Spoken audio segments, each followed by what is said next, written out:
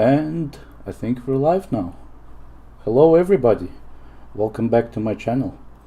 I am very happy to see you here, and I hope you have a wonderful long weekend. Today we're going to be flying this wonderful Dash 8 Q400 all the way from Fort McMurray down to Calgary. It's a very nicely detailed, very nicely simulated airplane in this game, and I'm very excited to show you everything it has to offer. So let me just make sure that everything's running just fine here on my side. If you, as always, if you guys notice that there is any technical issues, like audio volume might be too high for the game, or maybe a little bit too low for my voice, please let me know, and then I will adjust that to make it more enjoyable for you guys to watch. As well as like any other technical issues, just please let me know, and I'll try to fix those. Just a quick reminder here that we are on YouTube platform, so please be careful what you type in chat, and please abide to YouTube's terms of service and community guidelines. This will keep you safe, and this will keep me safe as well, safe away from trouble, as to say. So yeah, I guess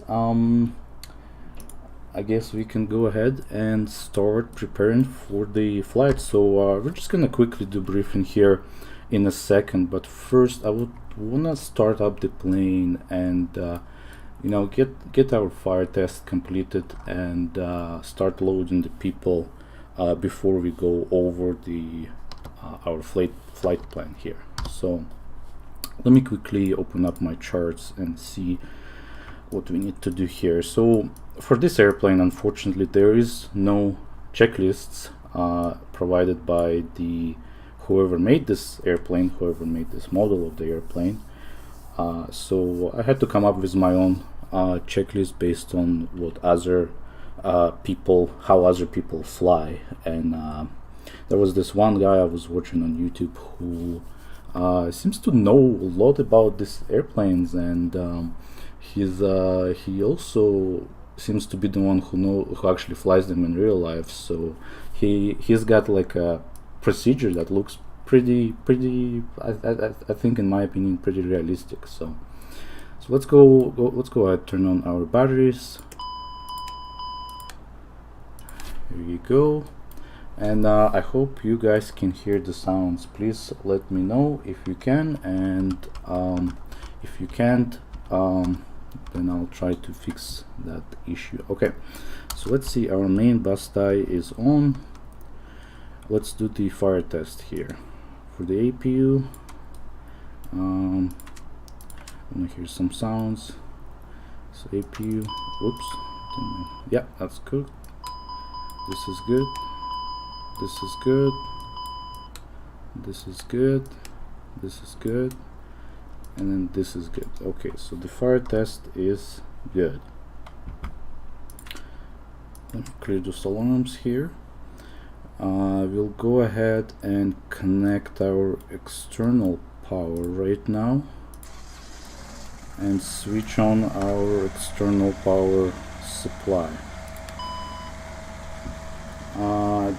Not gonna worry about lights or anything else, so we're just gonna put those to the later for now. And what I'm interested in is, let's go ahead and start loading our passengers right now. So let's go ahead, select the load, and today we're gonna have how many passengers? 76 passengers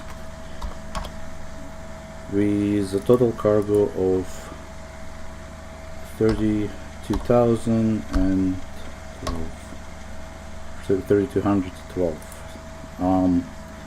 And what about our total fuel here? Total fuel is gonna be 7,062. Total fuel 7,062. That should bring us to just about 57,000 of zero fuel weight. So not quite there with a number, but there's some discrepancies in the calculations here, but I think it's gonna be just fine. So just double check 76, 3200, and then 7062. Okay, well, that looks good to me. Let's go ahead and load our summary. Total distance. For the total distance, I can have a look down in the sim brief. Total distance is about, I'm just gonna put 400 nautical miles here, and everything else seems to be fine on my side. So let's go ahead and confirm the load. The load is confirmed, and let's go then. Let's check our takeoff weight. So the slightly lower than supposed to be, but that's fine. Again, the calculations and stuff like that. So now our airplane is going to be refueling, and while it's refueling, we're going to take a look at our flight plan. You can actually I wouldn't show you the quick little model here they have for the fuel pump. Very nicely detailed. I guess it's not a whole lot of animation going on, but you know, it's just to save up the resources and stuff, but it's pretty nice. Let's go back over here and let's switch over to the briefing menu. Alright, so like I said, today we're gonna be flying from Fort McMurray, CYMM, Charlie Yankee Mike down to the Calgary airport, Charlie Yankee Charlie. In case if something goes wrong, we have the Edmonton airport as a backup airport.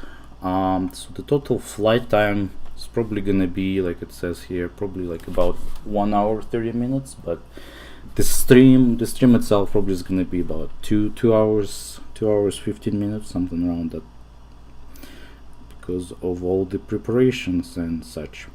We're gonna be flying at the altitude of 24,000 feet today.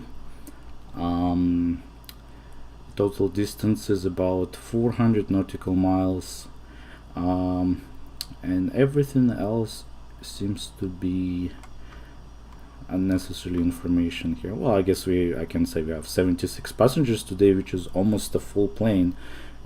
This plane can maximum carry 78 people, so we just have 2 people less than the full plane. And yeah, I think we're good on this side. So let's have a look at our wind information. So Fort McMurray, the Fort McMurray seems to be fine. There's not a whole lot of wind. There's only like 2 knots of wind, so we're gonna be taking off against the wind this way. So this is fine on this side, but my concern was I was looking at the Calgary airport, and there seems to be a lot of wind moving around. So I'm looking to land on this runway here, 17L, and there's about 8 knots of wind blowing to the side, so it's a crosswind we have here, so it's gonna be a little bit hard for me to land this plane safely, at least, because Dash 8 Q400 is a pretty it's a light plane, so you know, every like a little blow of wind towards the plane moves the plane off the course quite a bit. So yeah. But hopefully I can at least attempt to do my best here at landing the airplane safely, I guess. Yeah, I think that's all we need to know about the weather. If you guys are interested, you can actually see me fly my airplane on the radar. So if you go down to fshub.io, there's this option here to go down into the radar view, and once I actually have my airplane started and ready to go, you'll actually see my little plane pop up on the map here, wherever the Fort McMurray is in this area somewhere. So just you'll see all the like information, like how high I'm flying, which direction, what speed and stuff like that. So if that's something you're interested in, then please feel free to go follow down this link, fshub.io/radar. And I might actually just put it in chat for you, so you can access it if you guys are interested. So we're just gonna do the weight calculations later. We'll skip this for now, and instead let's go ahead and let me turn down the volume for this a little, because it's a little too loud on my side. Volume mixer, and bring it down to about 50% here. Okay, so back in business. I hope you guys can still hear the game nicely. It's a little loud because of the external power generator. So let's see the checklist again. So what do we need to check for? So lights, we don't really need any lights right now. It's daytime. So how are the circuit breakers here? The circuit breakers are all seem to be fine. There's nothing wrong on this side, and then the circuit breakers on this side are all seem to be fine as well. So wonderful. So circuit breakers are all good. So let's test our caution lights. Caution lights test. Okay, seem to be all fine, and then everything seems to be fine on this side as well. Now let's check our advisory lights here as well. Okay, so those lights are good, these lights are good, these lights are good, and then all of the other lights are good as well. Yeah, wonderful. Engine ignition, let's check our engine ignition. So it's both normal. Position lights, let's turn our position lights on. Tail logo light, not required. Recirculation fan, turn our fan on. Bleed selector to the minimum, yeah, we have that. And let's put our seatbelt sign on, no smoking sign on, and emergency lights armed. AC generators are all on, and let's go ahead turn on our flight displays. Flight display,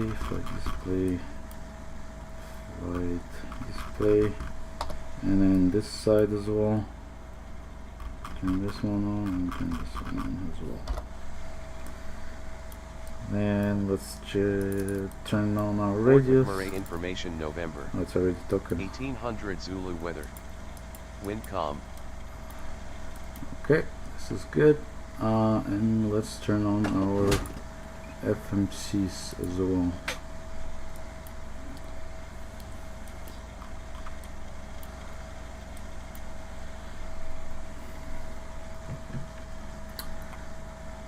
Okay, so the displays are fine. All the displays are in good condition. Wonderful. And let's see what's our FMCs doing here. Still loading. Okay. CPU is good. RAM is good. It's loading nicely. How's our batteries doing? Batteries are charging, which is good. I think they're charging. Are they charging? Let's see. The external power is on.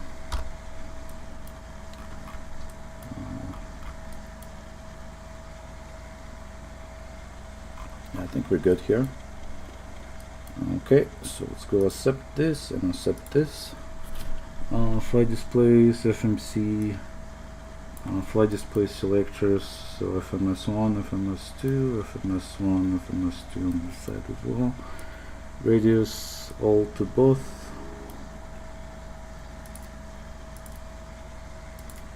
Yeah, this is good.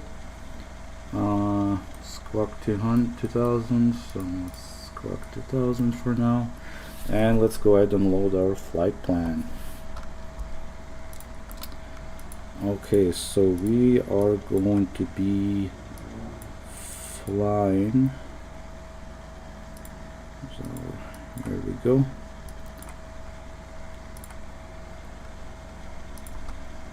Oops. Okay, let's zoom in a bit. Okay, let's go down to flight and plan mode here. So we're gonna be taking off from McMurray Airport, departing from runway 26. So we're gonna do runway 26 without standard instrument departure. We don't need that. And then, so our first waypoint is gonna be Charlie, Alpha Charlie, Hotel Oscar. Yep. And our second one is gonna be Romeo Uniform, Bravo, Sierra Uniform. Okay, accept. And we're gonna have our next one is Alpha November Tango India Delta. Good. And then we should be able to put our Calgary airport now, and then we're able to select the other stuff from the menu, from the arrival menu. So let's have a look here. Okay, arrival. So we are going to arrive on runway 17 left, so number 3. Gonna be doing the standard terminal arrival is gonna be AdVox 8, so select that one. And our transition, let me check our transition. What's our transition's gonna be? So our transition's gonna be SICAN, so number 4, and we are going to do RNAV Z17 left approach, so number 3 here as well. Are we gonna need a transition for this? I'll say, do I want to give myself a little extra space? Probably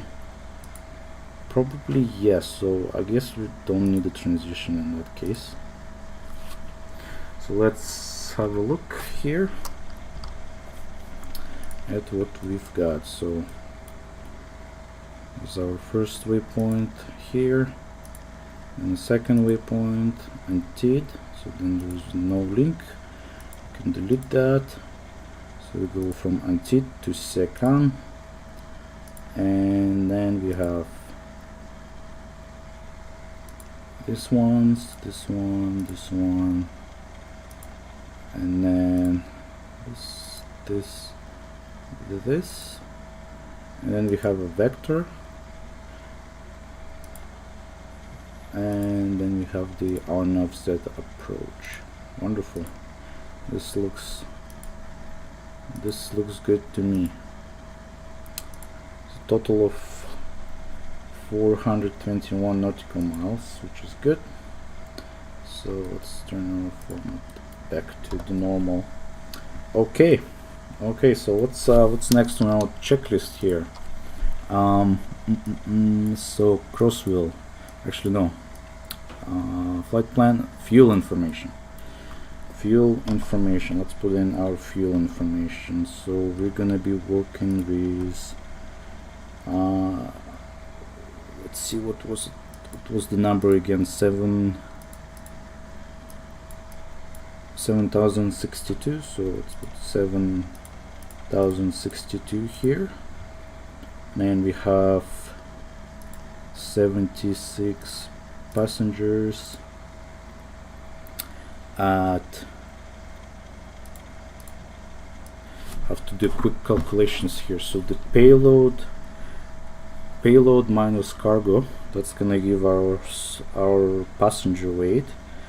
I wish you actually printed out the number, but it just tells me how many passengers there is. So let's do 16,512 minus 3212, and then that's gonna be 13,300. So let's put the 13,300 here. The cargo is gonna be 3,212, and that will give us our zero fuel weight, which is 55754. Let's see if it agrees with our load data. Yeah, pretty close. 55.9 versus 55.7. That's good enough. Yeah. Good. So let's have a look at our checklist again. So autopilot panel. So we're gonna have a look at what do we need here. So altitude. So our initial altitude is gonna be, let's see what they say for the Fort McMurray departures. We're just gonna look at one of the standard instrument departures and just go from there. So let's do Calgary. Oh, sorry, I went to Calgary. I need to Fort McMurray. That's what I need. This one. Departure. Let's do Fort Mac to departure. And what's our maintain 5,000? So we're just gonna set our altitude to 5,000. Alt set or alt select. Back to charts. Altitude, alt select MDA. So the airport is at, how high is it? So the elevation is 1,209. So our minimums are gonna be 2,210. 1,210. Good. Now what else do we have here? Oops. MDA set. While we're here, let's set our pressure as well. So airport altitude is at about 1,200. So I would probably say we're just about here. Heading for the runway, it's gonna be, again, let's go back. Let's do 255. So let's set our heading to 255. 255. Good. 255, and then we'll put the 255 there as well. Actually, never mind. I guess those are synchronized. Okay. Let's go back to the checklist. Okay. Heading selected, navigation source, FMS1 selected, and then arm go around. Okay, that's good. And now is when we do our performance calculations. So let me see what's our loading status at. So the people are still loading. We still have plenty of time here. So it told me, I was told that the zero fuel weight's gonna, actually no, we're gonna look at the takeoff weight. So the takeoff weight 62,874. So let's switch over to our calculator here. And so this, again, same thing with just like with the checklist. I had to make my own I had to enter my own like numbers here for the weights and stuff, because for some reason whichever one they have provided doesn't really comply with what what the airplane is actually in the simulator. So to get the most precise numbers, I had to make some changes here in weights and stuff like that. So let's get our acres. That's good, and let's do our takeoff calculation. So 26, bleed air, we're gonna have it off, and then the takeoff weight's gonna be, what did I say there, 62,874. so 62,874, 62,874, yeah. And then go back and do our calculations. Let's see, so flaps 5, and then our V1 is going to be 131. We rotate 131 as well, and then 133. So let's go set our reference speeds here. V1 131, V2 131 as well, and then V2 as well here is 133. Good. And then we have them, where's this, 143 and 155. 143, 143 and 155. 155, here you go. Okay, performance calculations done, reference speed selected, auto feather is testing, anti-skid is on, nose wheel steering, let's double check it's off right now. Yeah, that's good. So let's see the doors. How's our doors here? Doors, hold on a second, I'm clicking here, that, clicking on the wrong buttons here. Here you go. Okay, so the doors, all the doors are closed, that's good. All the electrical stuff is good. Let's do our rudder trim here a bit, so move it to the right a little. This much is good enough. Initial frequencies, and we have, well, we're gonna play without ATC. Okay, what are they saying here?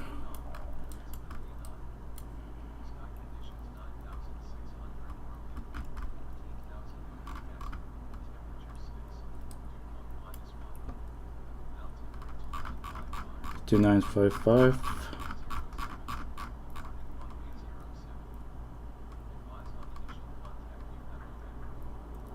I thought the arriving was 26.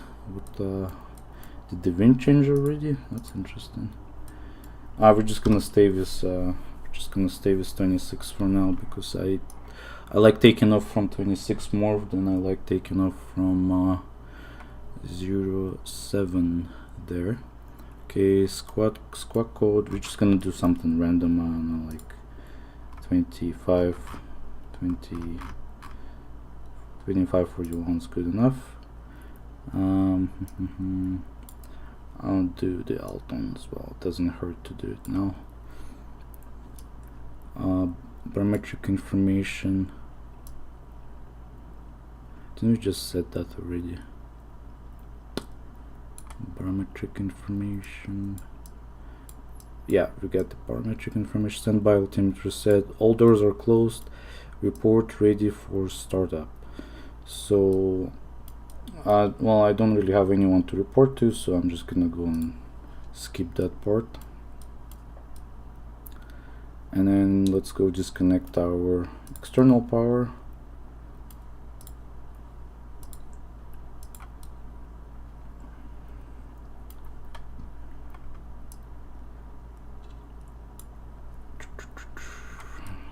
Switched off to taxi mode. Okay. And let's call our pushback track over here as well. It's pre-plan. I'm happy with this. This is good.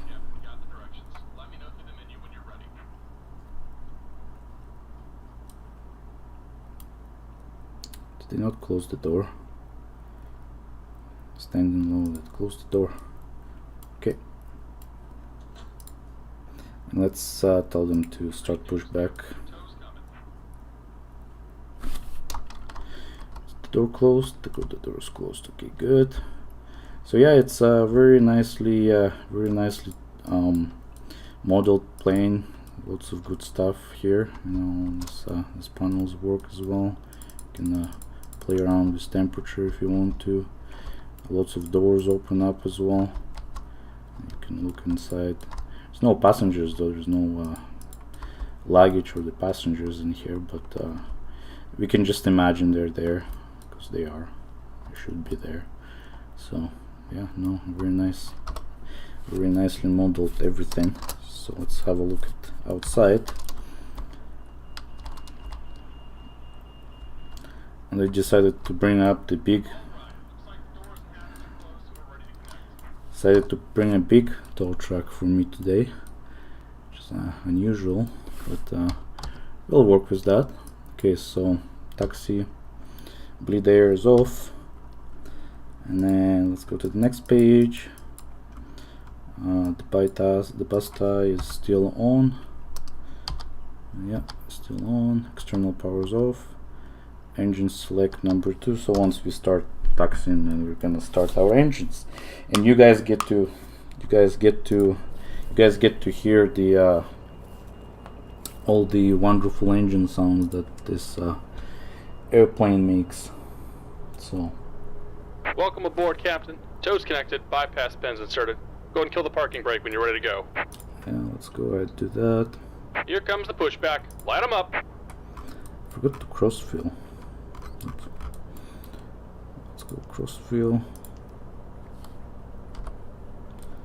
Okay, so number 2 and start.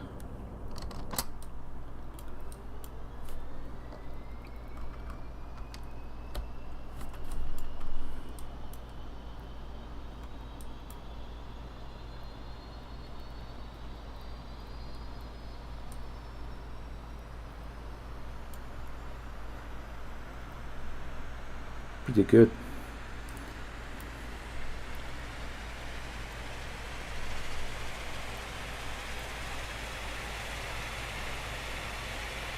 Oh, you can't hear anything. I wonder why. Can you hear me talking? Hello, hello, hello?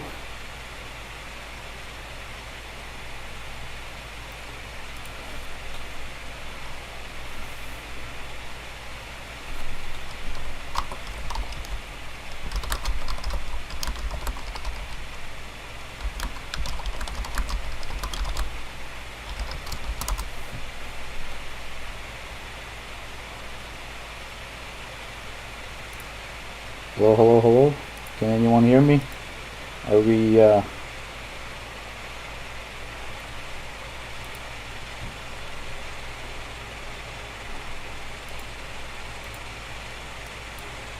I can hear myself on through YouTube, so I wonder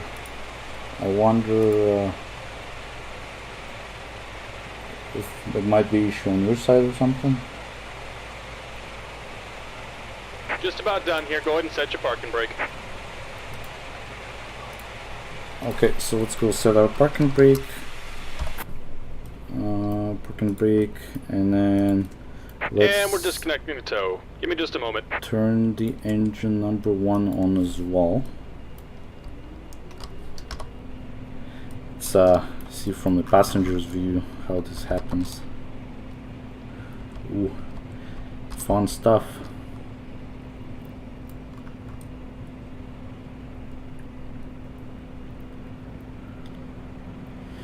Also like how it's the lights are flickering as well when the generator starts to turn on. So we're gonna disconnect. Wonderful. Thank you very much for letting me know.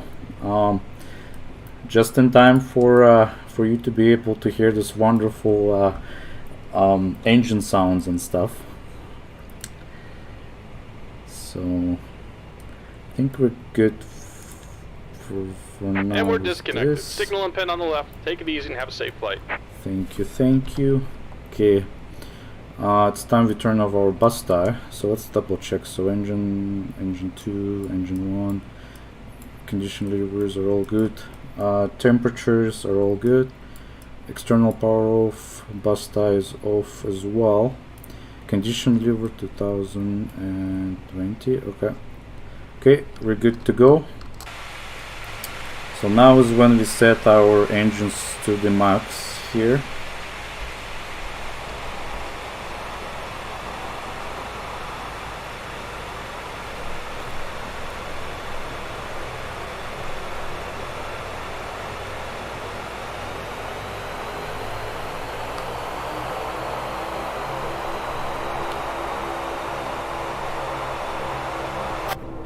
Really nice sounds, lovely sounds.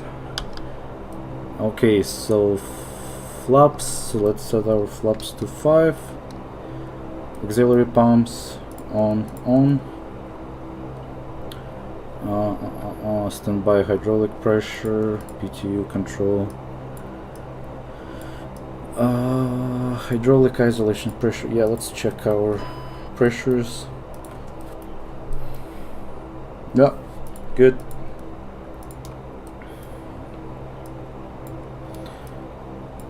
Okay, navigation, nose wheel steering. Let's see, our nose wheel steering is on. Good. Taxi light on. Pitot tubing all on. Windshield. So it's 6 degrees outside today, so I'm not gonna bother with any of the heaters and stuff like that. And then let's turn our engine bleeds on and to normal for now. Oops. Engine bleed, so we can skip that one. EO damper, turn it on. Transponder, alt, chime, and the parking brake. So let me start my tracking client so you can actually see me on the radar there.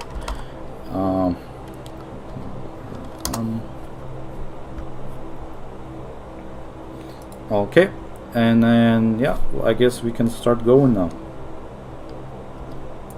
Let's make the sound and release the parking brake. Okay, we're all good to go. I don't see any warnings or anything, so let's go ahead. I hope you guys can still hear me with all this noise and stuff. So let's go right ahead.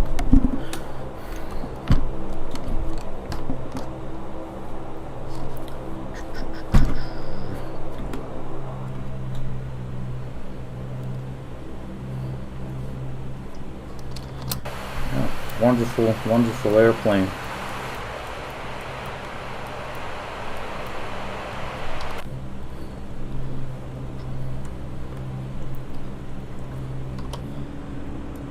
It's a more familiar view to all of us sitting in the cabin here, but yeah, it's a really nice airplane, and it's a really nice model made for this game. So we're gonna turn right up here.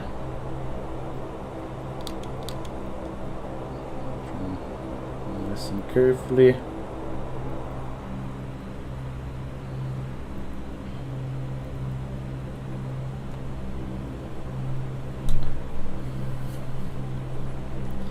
It's a small airplane. It's simple in its own ways, but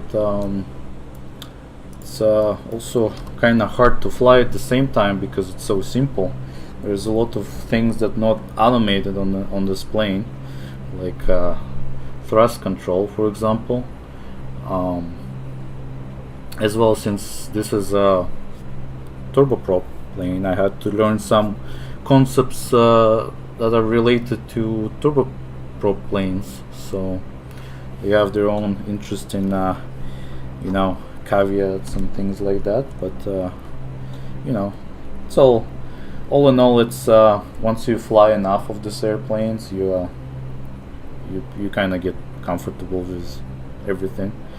Like I spent 2 months you know, just studying the systems on these planes, just, you know, watching YouTube videos of people explaining how many systems work and stuff like that, because you kind of do need to know that if you wanna, you know, fly everything properly, I guess, as to say. But when it comes to actually flying the airplane, it takes a little bit little extra than just, you know, knowing stuff. It takes practice, and this is my it's like my 4th flight, I guess. And well, can't really be proud of my landings. My landings tend to be a little you know, not very good, because because of many reasons. It's like I said, it's a simple plane, but it's hard to fly, so because it gets blown away by wind very easily. So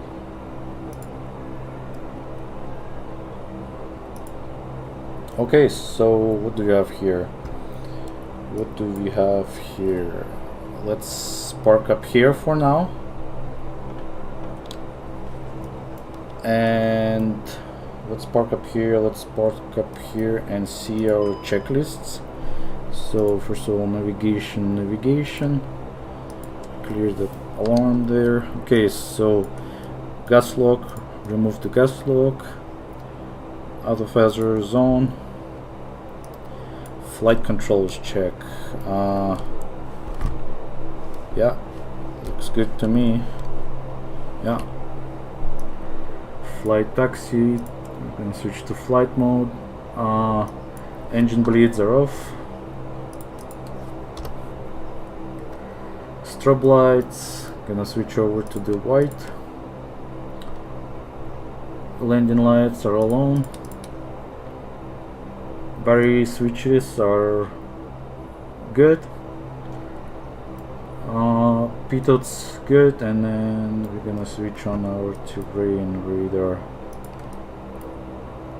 Okay, good. So I think we are ready to go. So we are gonna look at our speed. So we need to reach, we're gonna pull up pretty much after 131. So let's do that then. Okay, turns. Remove the parking brake, so all the alarms are gone. So let's go ahead and fly now.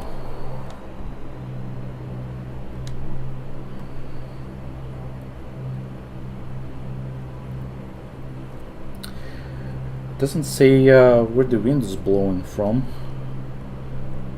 so it's gonna be hard for me to adjust without knowing where the wind is blowing from. But oh well, wherever. Okay, everything's good, let's go.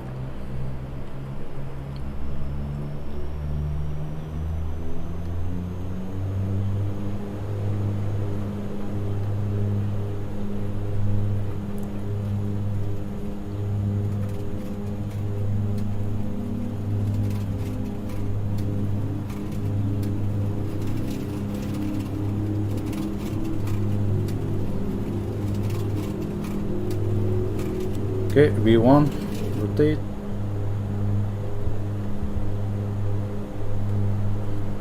Positive rate, gear up.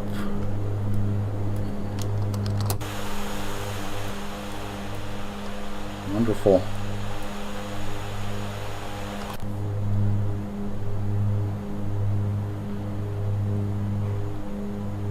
Okay. We're doing here almost there.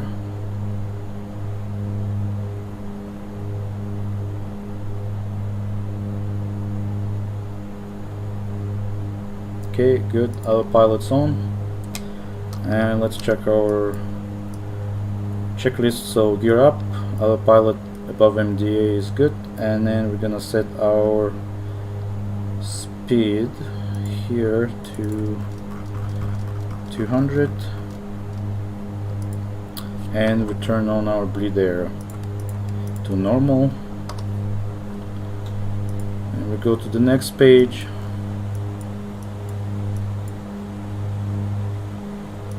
Page. So is it raining or something? It's weird stuff going on here. Okay, let's back to the page 2. So okay, so all the flaps are up, and then we can slow down here a little. So bring it out to 900.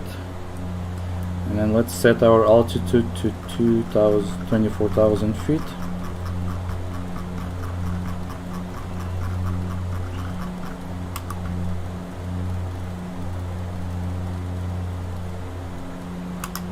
Good. And we're gonna do the direct to cache show. So yeah, that's good. And let's turn our LNAV on.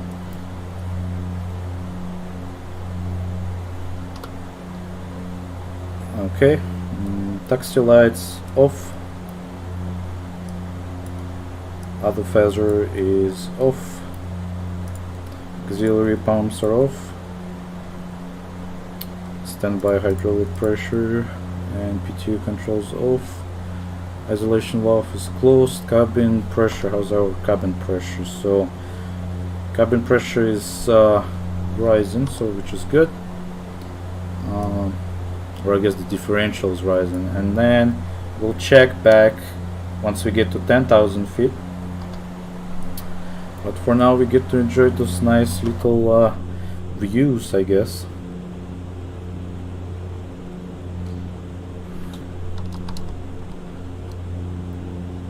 Very nice. Actually, so I don't know why it's cloudy and stuff, but I'm in Fort Mark right now, and it's like clear blue sky. I don't know why weather is so different.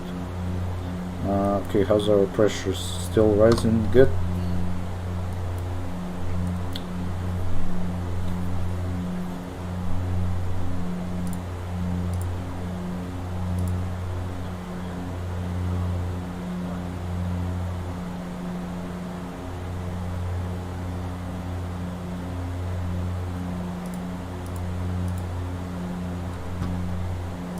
Okay.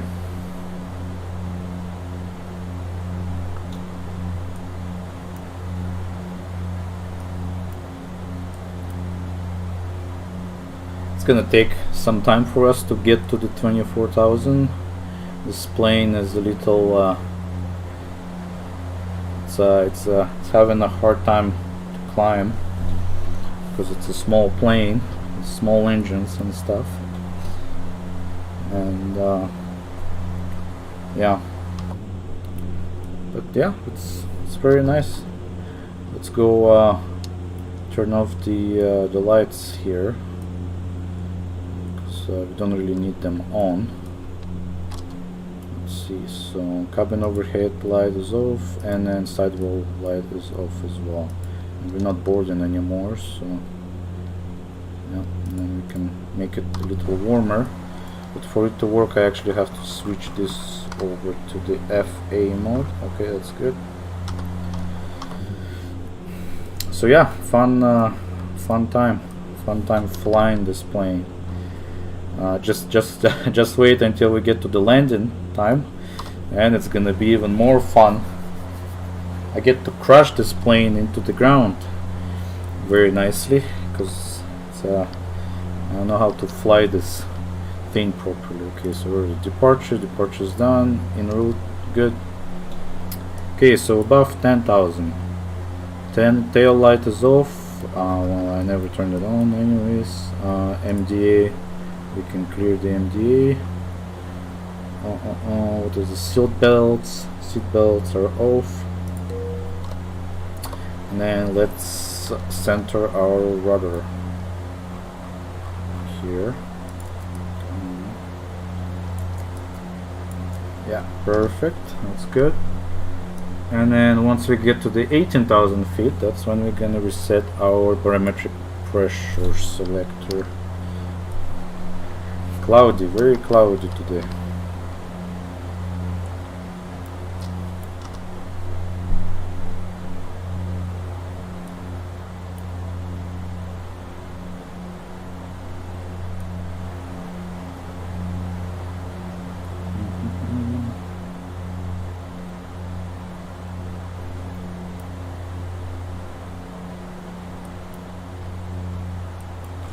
Forgot to set the navigation source for this guy. FMC2. Let's see what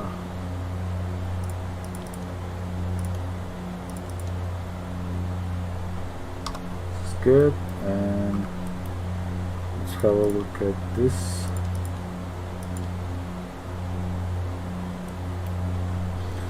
So yeah, we got quite a long way. I think about an hour, 30 minutes. So we're gonna try and have some fun meanwhile. So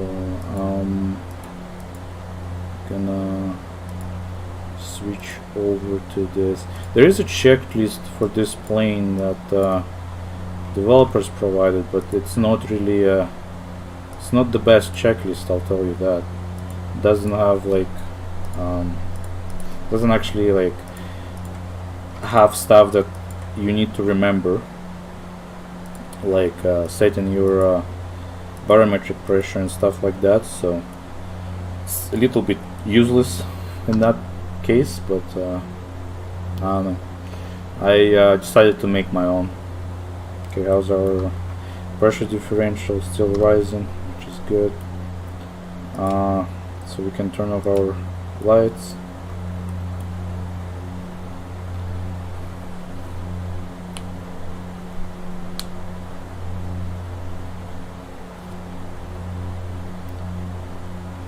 Let's get it some more speed up here. So it's very interesting because you know, like for the jet airplanes, there's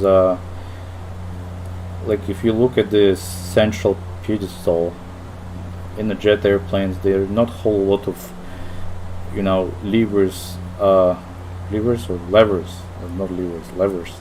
There's not a whole lot of levers for you to kind of like you know, move around and toggle. But here on the prop planes, it's a little bit more complex in that scenario, because you essentially have the power lever, which controls your torque and stuff like that, and then you have your little what's called a condition lever condition lever, where you set it you know, to the whichever probe RPM speed. So like the minimum probe RPM speed is going to be your 850, which is something that you use during the cruise. Once you get to the cruise altitude, then you'll be your RPM, you'll set your RPM to 850. And you have 900, which is your maximum RPM for whenever you climb in to the cruise altitude. So that's what we're using. And then you have you can't really see it well, but there is a 1020, which is your maximum RPM. You only use it during the takeoffs and landings, because it gives you the most amount of power, because you know, sometimes you might need it for to do a go around, and just in general you want to have a little more power when you take off.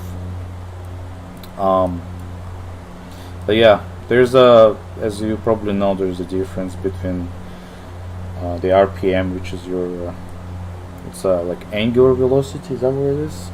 And then in your torque, which is your rotational, I guess, force. Well, actually, not that. Like, I know. I'm not a like a what do you call them? Science type person who's all into physics and stuff like that. So if you ask me, I don't really know the difference between the torque and or I don't really, like, I know what the torque is, but I don't really know what the torque exactly is. So I just know it's you know, just power, just basically, you know, your how yeah, I don't know. And then you have your RPM, which is basically like, if you want to get the most power, you would set your condition lever all the way to 10,020, and then at the highest power setting you would make like the highest power, which is I don't know the numbers, but it's gonna be more. So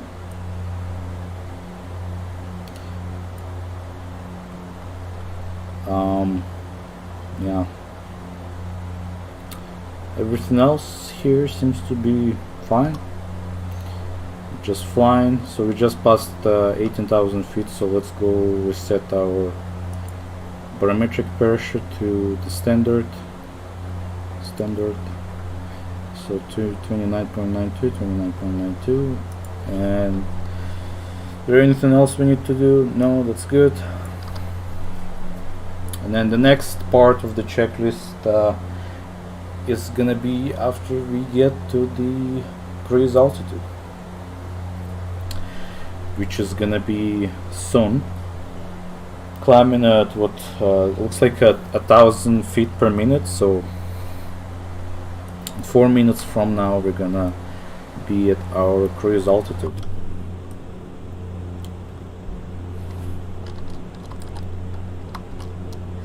Maybe one of these days I should do a flight from Thunder Bay down to Toronto, or I don't know, somewhere else.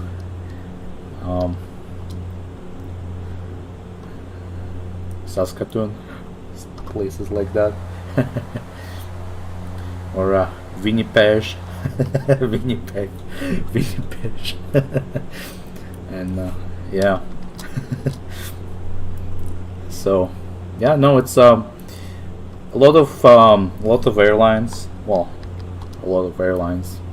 Mostly, well, actually, yeah, like around the world, a lot of airlines fly this airplane, because again, this plane is like perfect for flying small distances, like short distances, basically short distance flights at you know, between the airports. It's not very fast, but you know, it flies. We're only flying at 200 knots, which is if we put it in a calculator, that's gonna be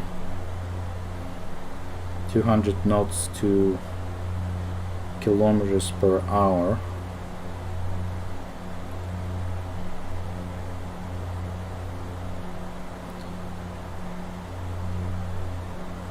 That's like 200 knots is like 370 kilometers per hour. Not whole lot. Jet planes fly a little faster. And yeah, no, it's a good plane. Like I said, a lot of airlines across the world fly it. You can see this. You can find this plane anywhere, really. There's a lot of those planes flying in Japan. All Nippon Airlines has like a whole bunch of them. There's a airline in Australia that flies those as well. There's a few of them, and there's a whole bunch of them that fly in this airplane in Europe, like Air Baltic and some other airlines as well. In Canada, it's mostly WestJet and WestJet Encore and the Air Canada Express. So and then as far as I'm aware, there's not many I've never really seen any of those planes flying in America, in American airports. So I think it's a little more rare than in Canada. In Canada, we have a lot of small towns, kind of like scattered everywhere, and a lot of small airports and stuff like that, so not always flying the jet plane. Like the smallest jet plane probably would be your 737, Boeing 737, the one I was actually flying the last time. It's nice, but it needs a little extra runway length comparing to this airplane, and it's a little less economical, especially if you don't have like a full flight all the time. Because I mean, like, I've flown from Calgary to Fort Mac quite a few times. Some of the flights were full, and then some of the flights were, well, half full. So it's a perfect plane to fly. You know, such routes where, you know, maybe you don't have like a full plane all the time, but you know, you still want to be like save up money on, like, you know, like jet planes. You wouldn't want to fly a jet plane. However, there was a few times I've seen like a 737 flying down to Fort McMurray Airport. I've never really been on it, on that flight, but definitely Fort McMurray Airport is very compatible with 737s. So it's just, again, it's all about, you know, fuel economy and money. It's all about saving money, and this plane was just made for, you know, saving money. The turboprop engines are really good for flying at the low altitudes, like, you know, 24,000 feet is good, and then lower than that is also good. So it's very fuel efficient in that scenario. Whereas you'd be flying your 737, you'd be flying at 36,000 feet, and you'd need to burn a lot of fuel for that, because it's you know, it's a bigger plane, and it's just also needs more fuel again to get to that altitude and stuff like that. So speaking of getting to the altitude, so we're here at 24,000 feet. So let's go ahead and turn down our condition levers, so to 850, and so at this point we can actually start setting our approach altitudes and stuff like that for the Calgary airport. So let's have a look at our Calgary airport. So the airport elevation is at 3,600, so let's set that in our landing altitude here. So 3,600 is just about here somewhere. What else do we have here? Let's have a look at our approach procedure. So we're going for 17 RNAV GPS Z, 17 left.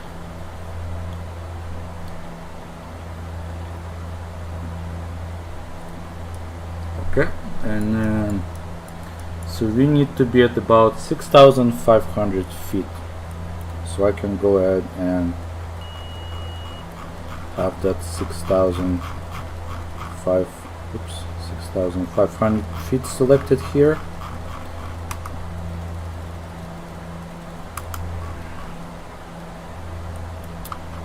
And then what else do we have? Altitude set, set staff and VNAV.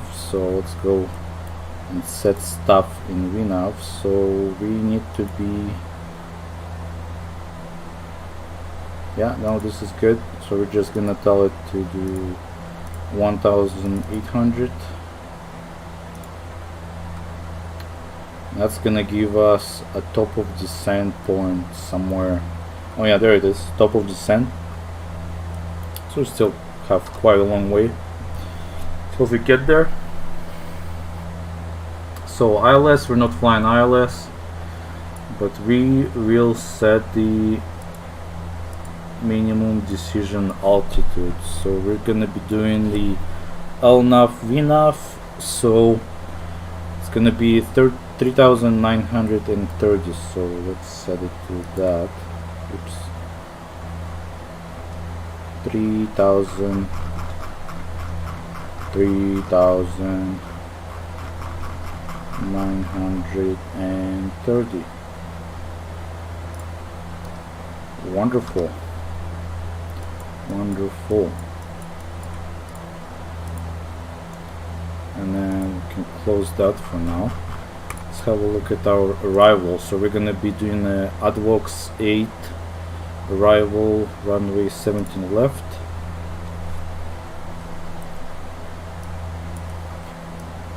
Our transition is gonna be Secan.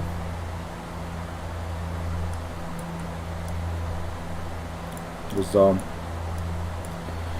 altitude restrictions 14,000 feet at AdVox maximum and minimum 8,000 feet at FLAM.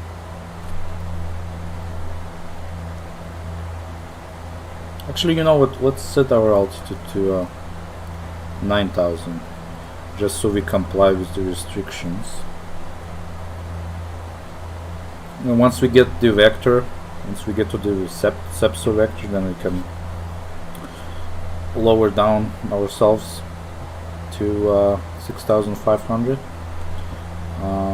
Yeah, we're gonna do a nice little approach in there. There's gonna be, like I said, there's gonna be a lot of crosswinds, so it's gonna be really hard to land for me. With my experience in flying this airplane, it's gonna be hard to land it. But oh well, you get better when you practice, so just gotta keep practicing, I guess. So we have the MDA set, landing weight, so we can see what our landing weight is gonna be at. So once we get at the Calgary airport, it's gonna be roughly about 59.9. So if I do my calculations right now, what is that gonna give me? 59.9.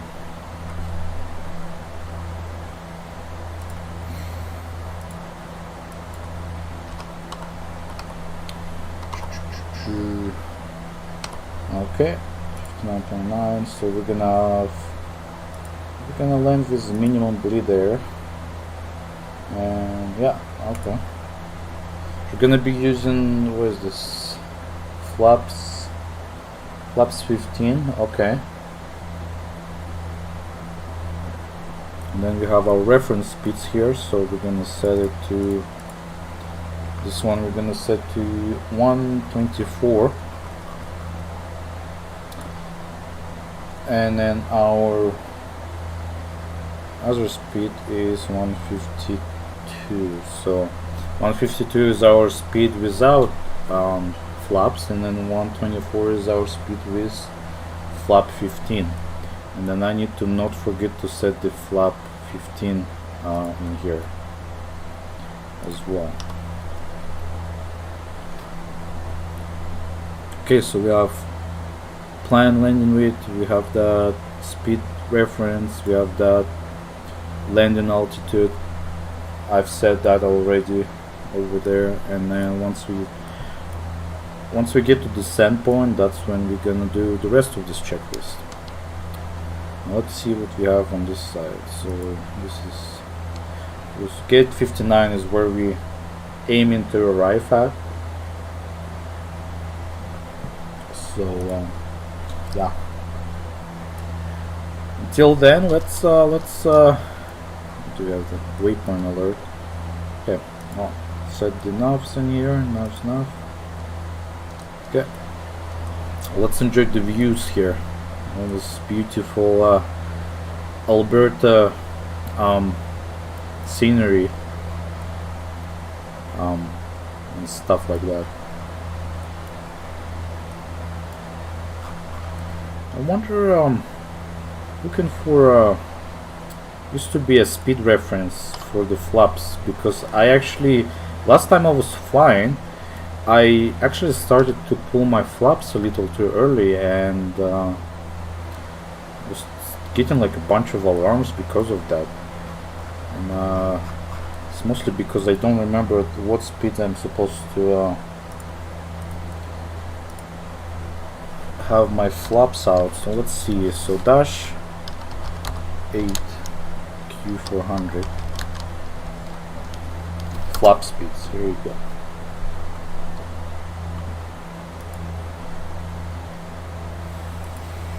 Oh, okay, so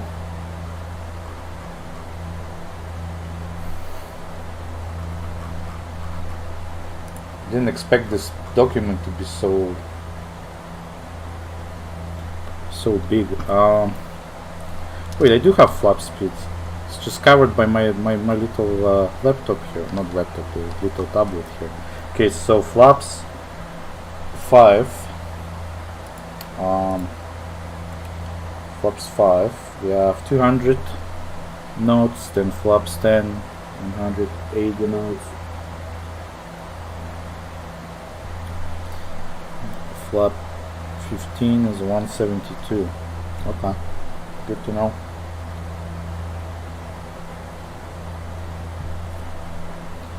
Good to know.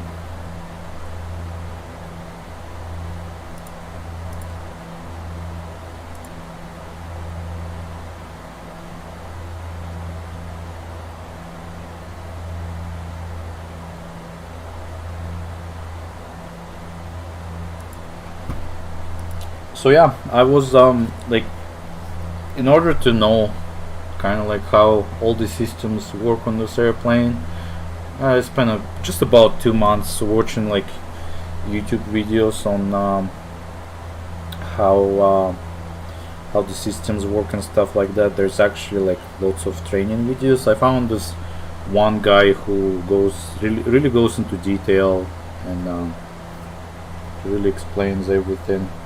Really shows all the systems and how they work. So it's good. It's a good thing to know, because you know, you gotta, like, when you fly the plane, you just need to know, understand the limitations that some airplanes might have versus other planes. So,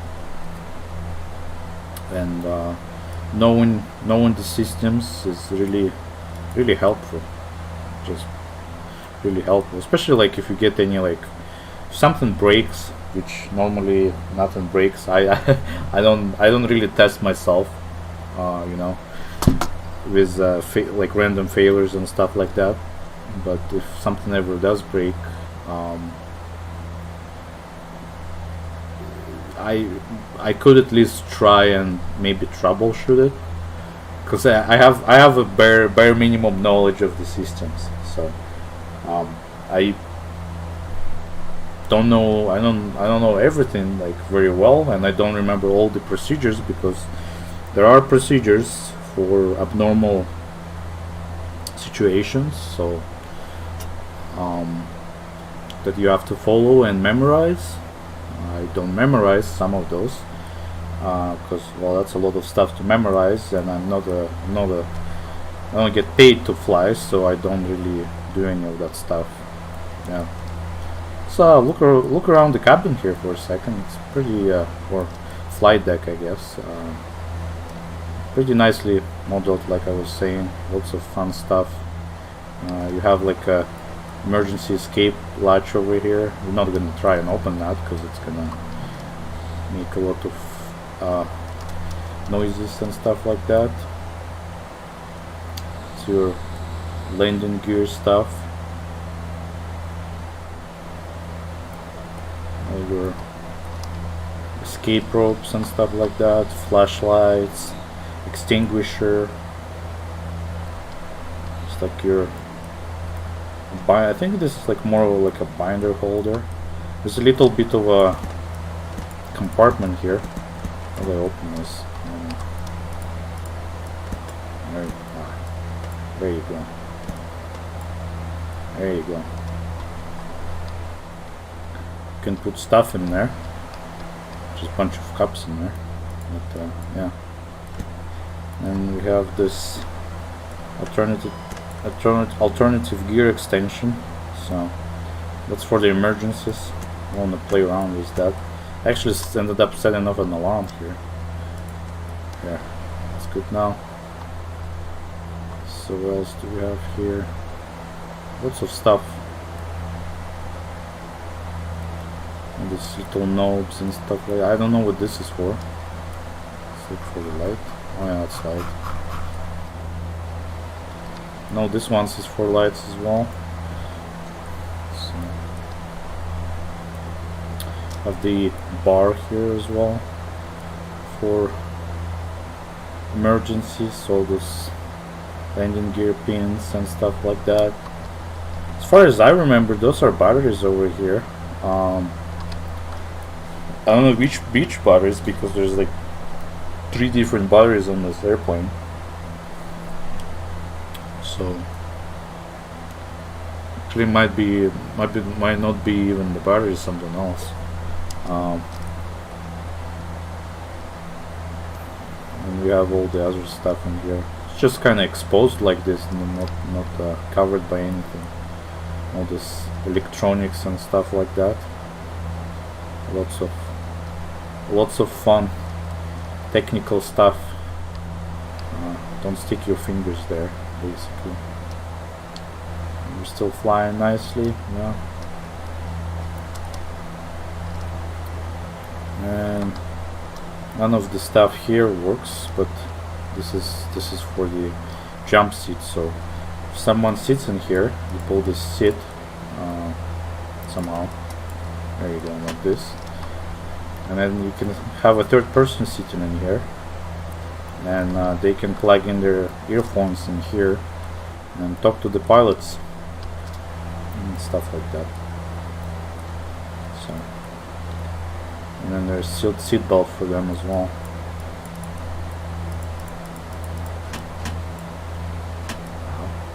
There you go.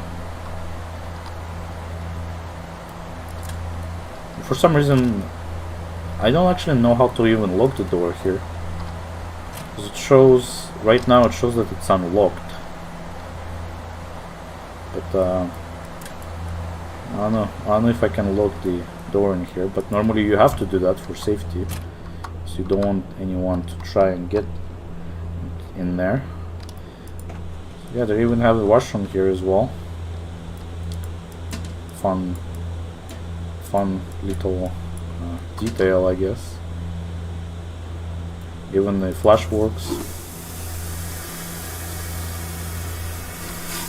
So yeah, can close. Oops, that's weird.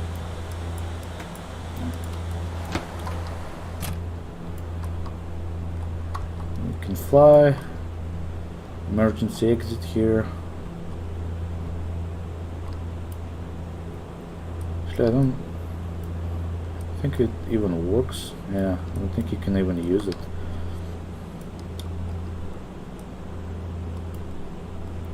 And then we have the aft galley there.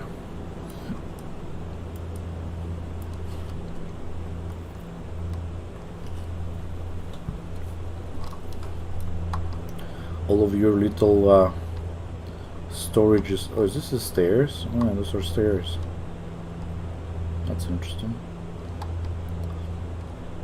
All of your little storages for the food and, you know, stuff, for little snacks.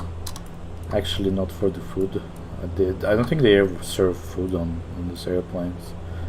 Just, you know, little snacks, little bit of those what do you call them, little pretzels and little drinks and stuff like that. Yeah. Some of this actually have special stickers that say, oh yeah, there's like a first aid kit is in this one, and actually I know for sure that I've seen I've seen this many times, because for some reason whenever I fly they always put me at the very back, and I think the last 2 bins or the last 4 bins, you're actually not allowed to put your stuff in there, because that's where the pilots and flight attendants put their bags in. So there's actually a sticker you'd see here saying that flight crew only and stuff like that, so you're not allowed to put your stuff in. and it's really like it's really bad because you know like people always bring like people always try to like bring their bags into the airplane. They don't want to pay extra. I don't even understand why you have to pay extra because it's gonna be on the plane regardless. Or I guess it's a baggage handling and stuff like that. But it's just kind of it's been always a problem because you know you always board the plane last. At least I do. And then by the time you board, there's like really nowhere you can put your bag, so you have to like try and squeeze other people's bags, and you know, and then the flight attendant comes in and they like help you do that as well, and it's like, and then some people bring their carry-on, and it's like a gigantic like suitcase or whatever, and it's like just the bra moment, you know, like you can just give it to the, you know, just put it in the like in the luggage. Don't bring it as a carry-on. Like it's hard, you know, it's hard. And then you like many times of actually they offered, like especially on the full flights, they offer you to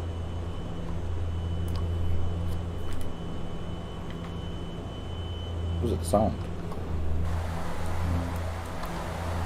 I was hearing someone's vacuuming something. Hope you guys can't hear that because I was like, what's that sound? And my neighbors are vacuuming because you know nobody else has anything fun to do on Saturday except vacuuming and stuff like that, I guess. But yeah, on the full flights, if you've flown a lot on these planes, on the full flights they actually offer to take your carry-on and, you know, put it in a bag for free. So like because they know that nobody wants to pay for the baggage fees and stuff, because it's like what, like 20-30 bucks or something. Like every time I have to use it, I pay 20 or 30 bucks, and people don't want to pay, so they try and they bring their carry-on onto the airplane, and airplane gets filled up very fast because all these big bags and all this unnecessary stuff, and you know, they offer people to, you know, put their luggage away in the bag, or actually in here as well. In here they open this door and then they put all the extra luggage in here. But you know, everything could have been a little simpler if airlines actually allowed a bag, a free to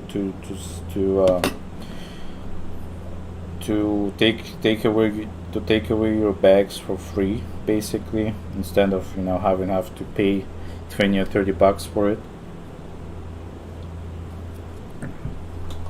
So, but you know, it's the prices are already ridiculous. I think I've flown from Fort Mac to Calgary, and from Calgary to Fort Mac. It's like not a cheap flight, I'll tell you that. It's a little cheaper when you book ahead of time, but otherwise it's not really. Okay, are we getting close now? Almost. Still a little far away. We're actually just flying right above the Edmonton airport, apparently. Let's see. Almost. Yeah, this YEG is your Edmonton airport.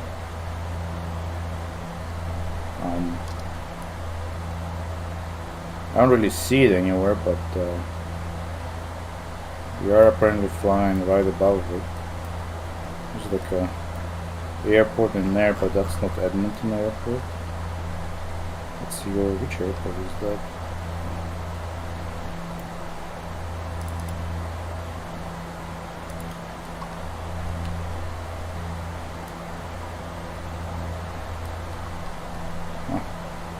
Yeah, no, I wonder. See if we can have a look at the map here.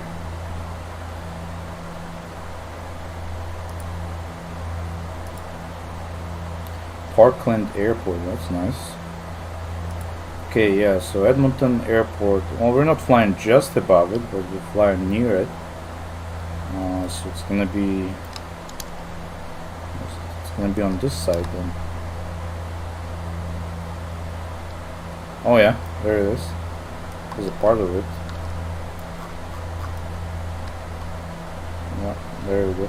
There's your Edmonton Airport.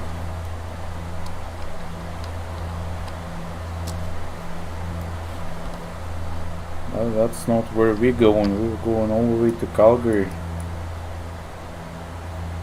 Let's go ahead, close that. Charts. Have our checklist ready.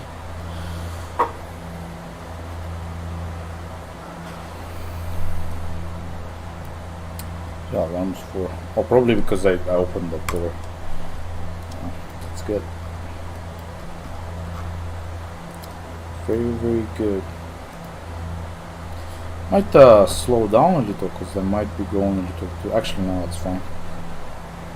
So a little too close to overspeeding here. We're going like 240 and it's 260 and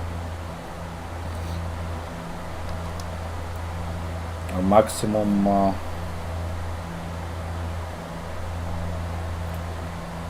what's our maximum speed? So we're at like close to 25,000, so our maximum operating speed is 248, so pretty close to 248 there. No.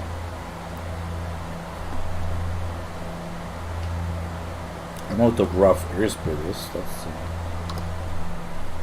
It's new. Okay.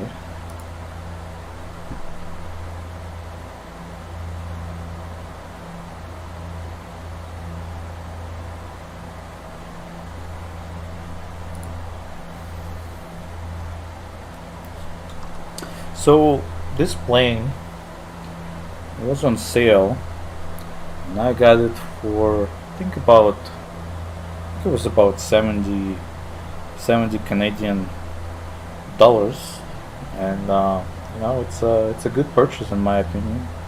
There was a sale going on store.explain.org, so I bought a few planes. I bought this one, and then I bought the 767 300 and 400 for that one was about $100 Canadian. So next time you see me, I'll probably be flying 767. I of course have to learn how to fly it first, or learn about all those systems they have on that plane, and yeah, no, I'm very excited. It's a much bigger plane. It's a big plane, I say, and one problem with it is because it's a big plane. It takes time to, you know, get to the proper altitude, and well, actually, not. It doesn't take as much time as this plane, for example, because it's a small plane. But it's basically the problem with bigger planes is that you cannot fly a short distance on a big plane. It's just not very, you know. By the time you get to your cruise altitude, you have to, you know, kind of like start slowing down and start descending as well. And what we would probably do like a 3 or 4 hour flight. So that's gonna be a 3 or 4 hour live stream instead on a 767, because, well, like I said, it's a bigger plane. I would probably fly from one place to another. I don't know. I don't like flying for too long because, you know, the flying itself is not very fun or exciting. It's all about bringing the plane to the you know, taking off and landing is the most exciting parts of flying, but you know, actually the rest of the stuff is just, you know, you just sit here and you kind of like stare at the screen, making sure that the plane is flying in the right direction at the flight at the right altitude and at the right speed as well. I'm gonna slow down here a little as well. So we kind of have the wind blowing from the back a little bit, so it pushes us a little faster, but we need to make sure we don't go a little too fast.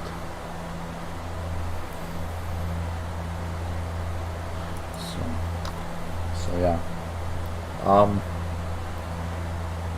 but we're getting closer to our final destination, and yeah. So yeah, I'm definitely very excited to fly 767 at some point. Very excited to learn about 767. So probably the next time we have a stat holiday, which is I don't know when, but probably sometime next time, I'll be able to do another live stream where we're gonna be flying 767. Not like 767 is not a very common airplane. Not very many airlines fly it. It's mostly, like in my opinion, it's mostly they fly those in Japan and America. So they have Japan Airlines flies a lot of 767, 300, 400. All Nippon flies a lot of 767, 300, 400. United Airlines flies a lot of 767, 400 and 300 series. And I think American has a few 767s. But yeah, but nobody else flies them. Air Canada, I think, has one or two of those, but they don't really fly them very often, or they don't. At least I don't think so. I don't really see those around all the time. So it's a 767 is a little bit of a older plane. It's been around for a while, and in my opinion, it's not the most successful plane. You know, there's other airplanes that are more successful, like 777, and maybe 787, which is 787 is pretty new. So, but for being new, it's actually a lot of. I've seen it around a lot of times, so it's pretty common plane compared to 767. 767 is like don't see those. You don't see that one very often around. So yeah, you know, different planes, different popularities and stuff like that.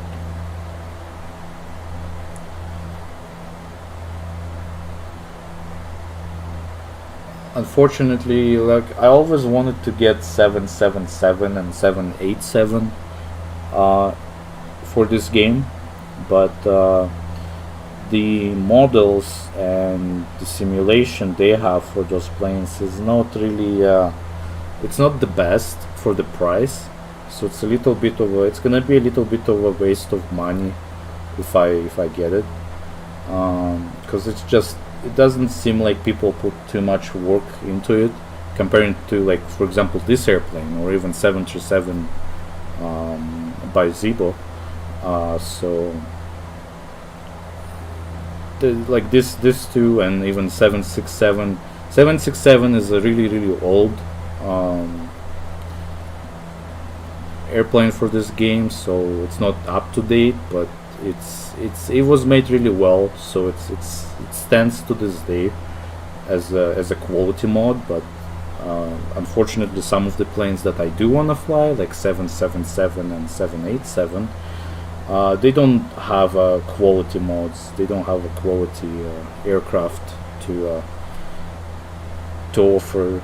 They just have, like, you know, an expensive version that's kind of not the best in its own ways. I've seen people do reviews on that stuff, and generally the common theme was that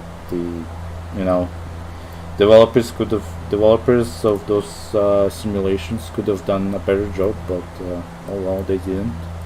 But they charge as much money as for example for this, you know, like 70-80 Canadian money for this, and this is actually like a really good simulation and a really good model. But the other you know 777, 787 is just pretty bad. So I don't know. Hopefully with time the developers of those will spend a little more, you know, money and effort towards making it better. Like I heard that for the 787 somebody's working on it right now, and they're trying to make it better, but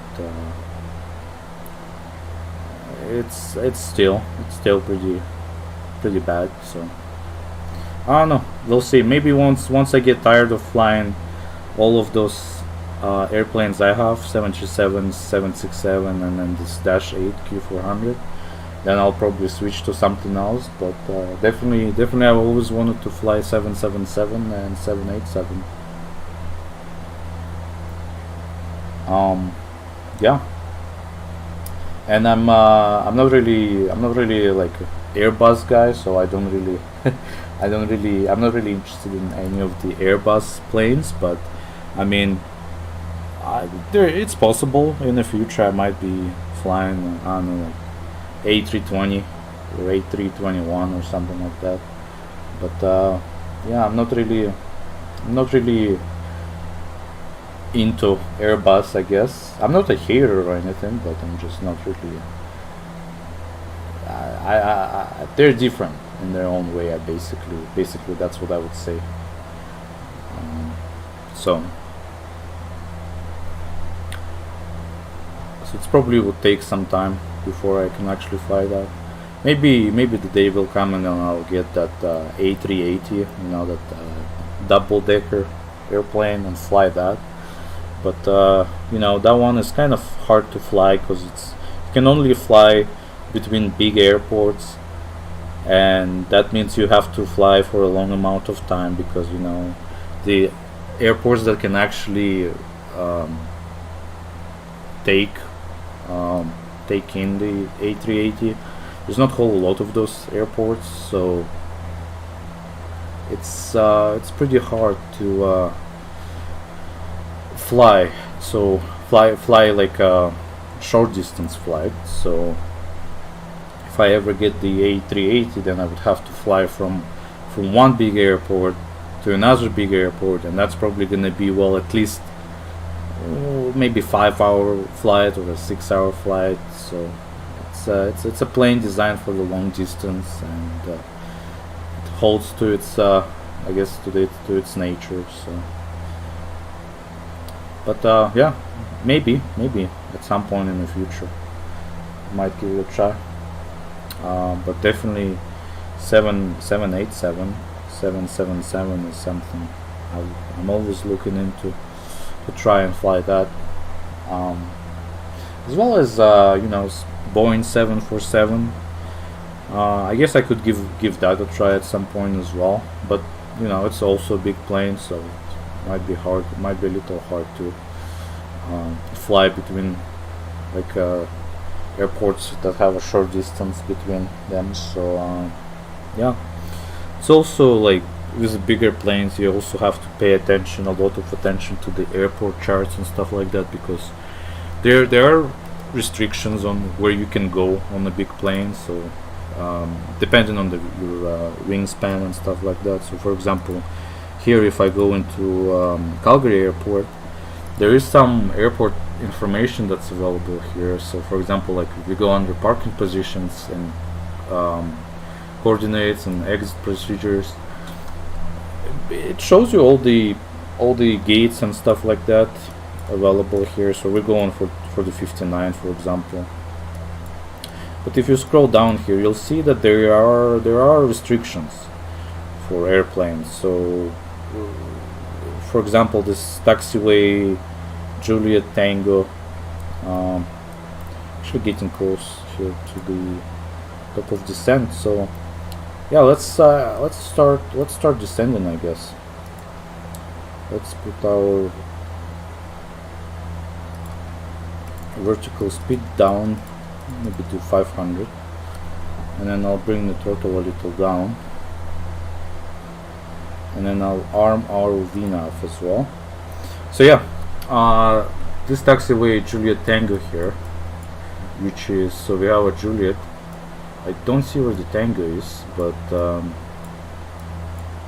assuming it's more to the side there somewhere. Let's see.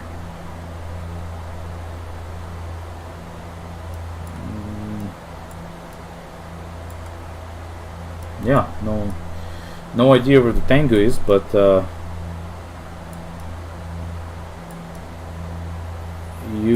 this one here, Juliet Tango right here.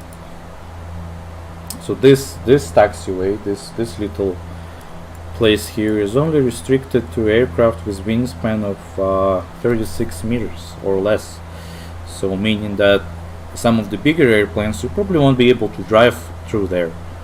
And you know, other airports also have those limitations, restrictions, like you cannot, if you fly a A380, you cannot pull out in any of those gates. You have to pull out into one of the bigger gates, because you know it's a bigger plane, and one plane takes like two spots of you know, other, like where the two other planes can go.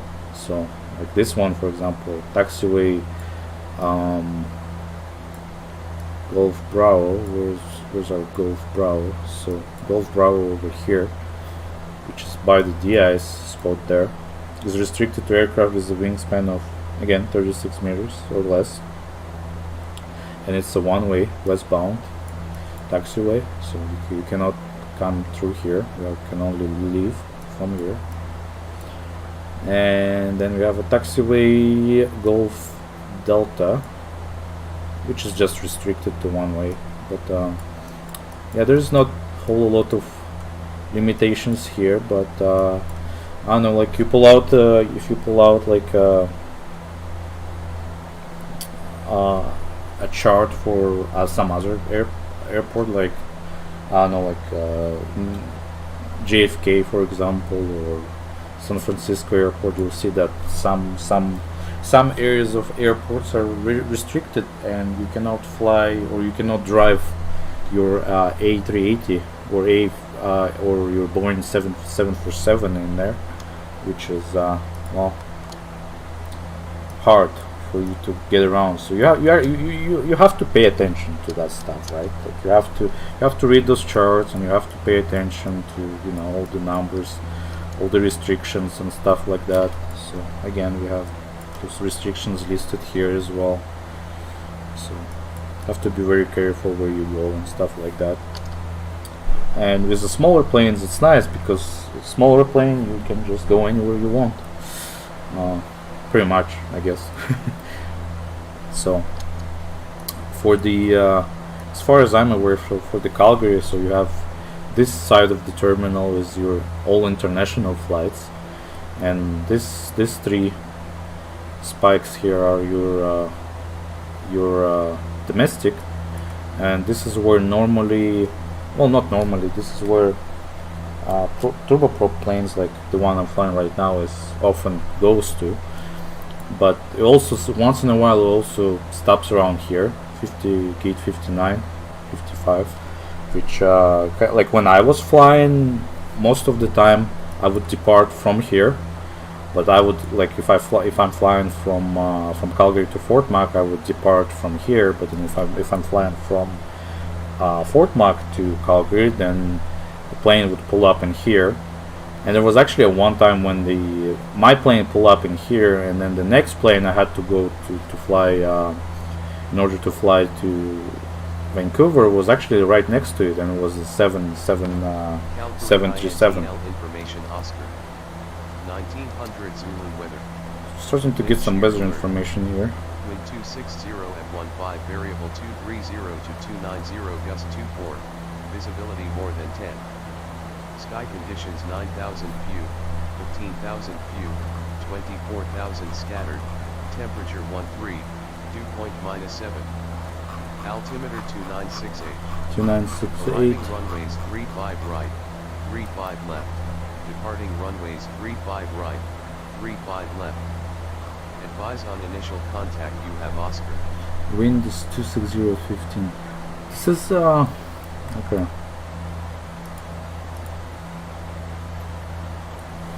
Another issue here, I'm looking, so we got a wind shear alert, which is basically means that it's gonna be even harder to fly this plane if it's if there's a wind shear alert. Also, we might have to switch the runways since it's telling me that arrival is on 35 left and 35 right, which is the other side.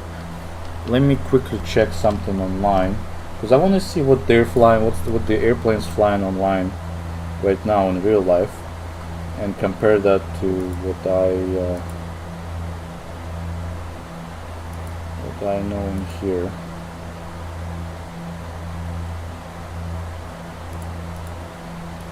Oh wow! One of them is actually flying. Huh, that's interesting. Yeah, let's so I guess we'll switch from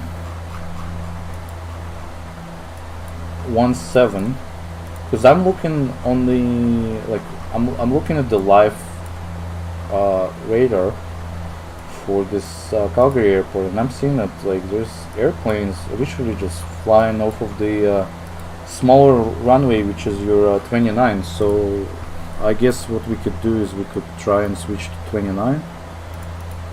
So vertical waypoint. So let's have a look at what we have here. So instead of doing this one, let's do the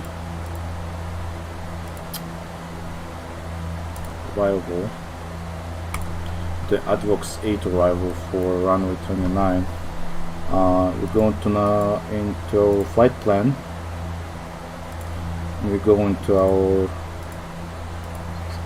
CYYC here, menu, arrive. Gonna change over to 29, so number 6, standard instrument, standard terminal arrival, ADVOX 8, this SICAN transition, and then we're gonna do ILS. No, we're gonna do RNAV Z, runway 29 approach, so number 3, and then we don't need that. And then let's see how everything looks like on my screen right now.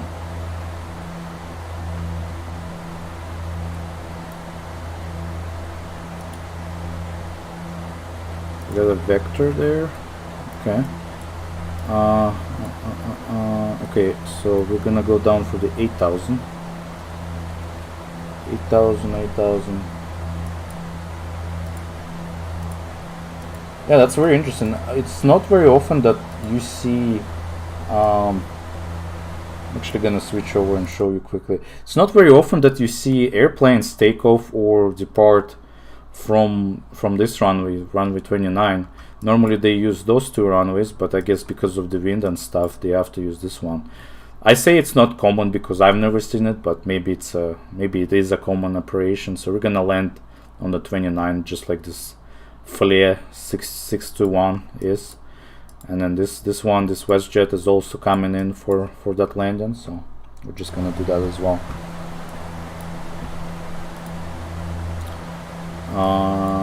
So what's our plan here?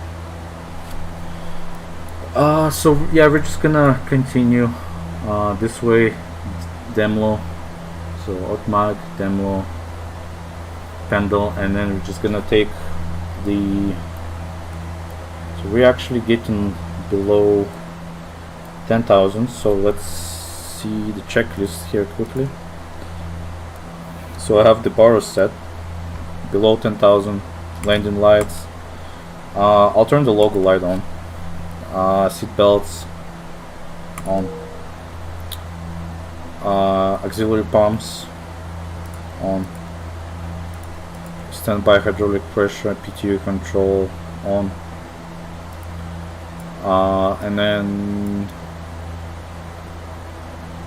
and that's fine for now. And then gonna look at this stuff later once we get closer to the airport. So yeah, let's start slowing down, because with this airplane, the autopilot in this airplane does not control the throttle automatically, so I actually have to pay attention to the speed. And as you can see right now, I'm going very, very fast, so I have to bring my prop speed down quite a bit there.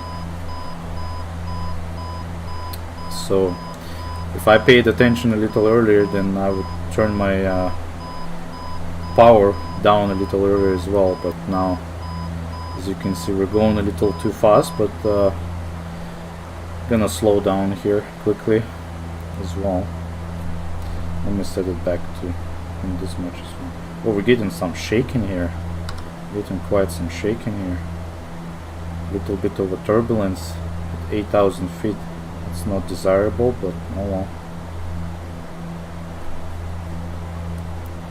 Okay, so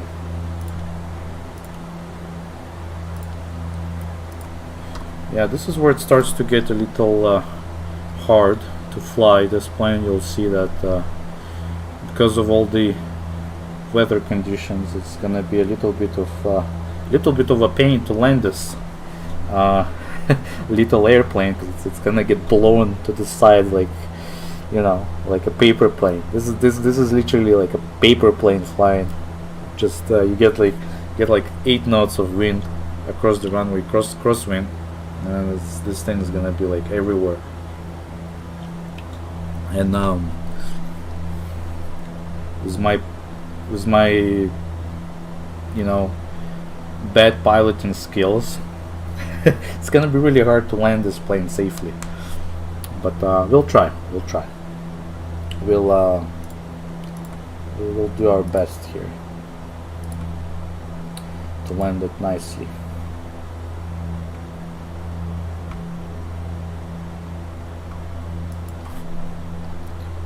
Let's see what our approach chart says here. Okay, that's good. And then I want to look at the RNAV GPS Z39, this one here.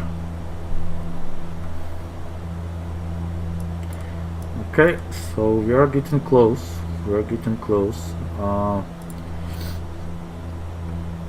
We are restricted to 8,000 up here, but after that we can go down to the what are we gonna do? We're gonna do 6,000. No, we're gonna do 5,100. It recommends me to do 5,100, so we're gonna do 5,100 after we pass demo point. And then yeah, I'm just noticing losing speed quite a bit there. Let me see. We'll bring it back up a bit so we don't crash this plane.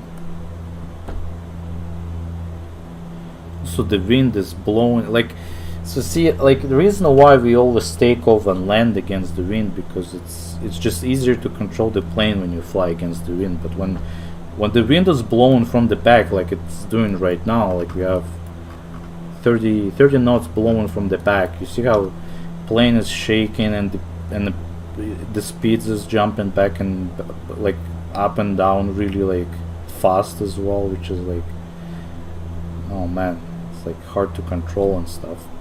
So it's gonna bring it back up a bit, makes it really hard to fly.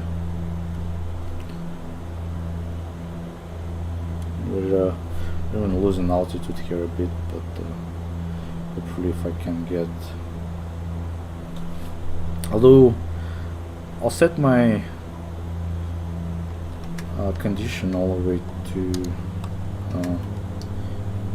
max, because we are getting close to the point where we need to be able to control our plane somewhat properly, and it's easier to do when you have your maximum RPM. Okay, I'll close this, we don't need this anymore. I'll close this, we don't need that. And then getting close to this waypoint, but what we're gonna do, we're gonna follow a vector straight through, come around, turn around here somewhere, and then go direct to Henry. Hopefully at that time we're gonna have our proper altitude and speed figured out, and we can probably, hopefully we come in for a nice landing after that as well. What's for the charts? So for the charts, I'm gonna have flaps 5, but I guess we could probably go ahead and use flaps 5 now. Again, I can't see the anything up here. Flaps 5, so maximum 200. So I should be able to bring it to flap 5 without any issues here. Yeah, the speed is something that you have to constantly monitor on this plane, and it's hard. Yeah. Just before, so I don't forget, I'm gonna turn on the taxi light. Condition 10-20, bleeds are, I have them at minimum, and I'm gonna leave them at minimum, because I think when I was doing my landing calculations, or I said, actually let's do our landing calculations again, and just make sure we have correct numbers. So we actually coming in a little heavier than we thought initially. That's okay, we can adjust numbers for that. So flaps are still gonna be 15, and then the speed's gonna be 150, 124, and then 153. Not a big difference actually, so we're good. Okay, wonderful. Bleeds off, yeah, actually no, we're leaving them on, so not a big deal. Gear down, we're gonna do that on our final. We're not on the final yet, so okay, let's do our altitude select, and then let's do our VNAV. We'll do VS, do like negative 500. Actually no, let's do 1000, and then VNAV. So once we get to Henry, then we want to try and set our VNAV such that get to where we need to be. Okay, well you see how it goes like up and down really fast, the speed over here, and I just have to always pay attention to that, and it's just hard. It's just really hard to do so. This is literally like flying a paper plane. Like you see how it just goes like side to side, and it's just, oh man, just so hard to fly. So good thing I'm giving myself enough space here to not rushing to land right away. I'm just flying in one direction until we get to till we kind of like stable with our approach and stuff like that, and then once we have everything, then we're gonna attempt to land. And landing against the wind would be so much nicer. Also, I don't really, how did it go from 8 knots to 24 knots? I thought, like, I checked the weather earlier, it was 8 knots, and now it's like 23 knots. That's like a whole bunch. And now it's just going side to side like crazy. Oh boy. See, if this was a jet plane, it would be cutting through the air like a knife almost. But no, this plane is all like swerving side to side, up and down. So can't even slow it down anymore. Just the air behind us is pushing, the wind behind us is pushing us forward quite a bit here. So just gonna go down a little here. little slower. 2500. Oh boy, the speed jumped so much. Okay, we'll do. What are we gonna do here?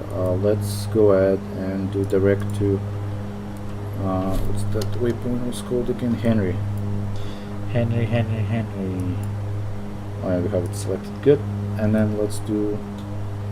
Yeah, that's good. Are we in approach mode yet? Well, it should activate itself. It's such a pain to fly this when it's so windy around. Okay, so enough. Do a 10,000.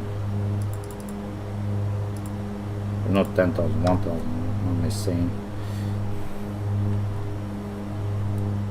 Okay, making a little turn here. That's good. Oh boy, hopefully I don't forget about the gear. Okay, let's pull the gear right now. And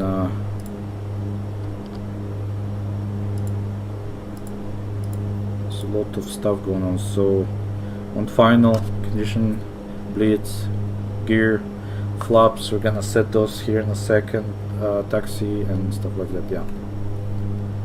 Okay, so let's put our flaps down, or flaps up, I guess. Yeah, you can see us flying here. Again, the speed. What's up with the speed? It keeps going up and down. Crazy little plane. Okay, let's go to 15, flaps 15. That's good. I'm really thinking I probably won't be able to land this plane. Like again, like it's all like side to side. The speeds are like crazy as well. So let's see, altitude select. So we want to select 39 and alt cell and then lean off. We're not quite there yet. Okay, that's fine. Okay, now we're falling below the speed like, again.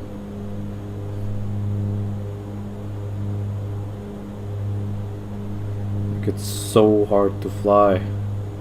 Oh my god.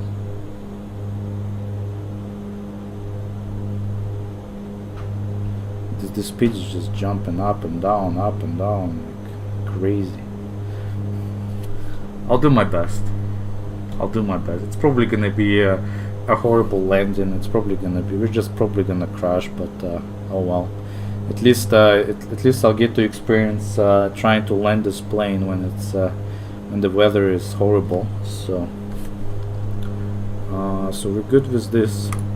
Do our flaps, and then so we should be at Kekpnu at 5. Okay, so 5,100. Good. And then yeah.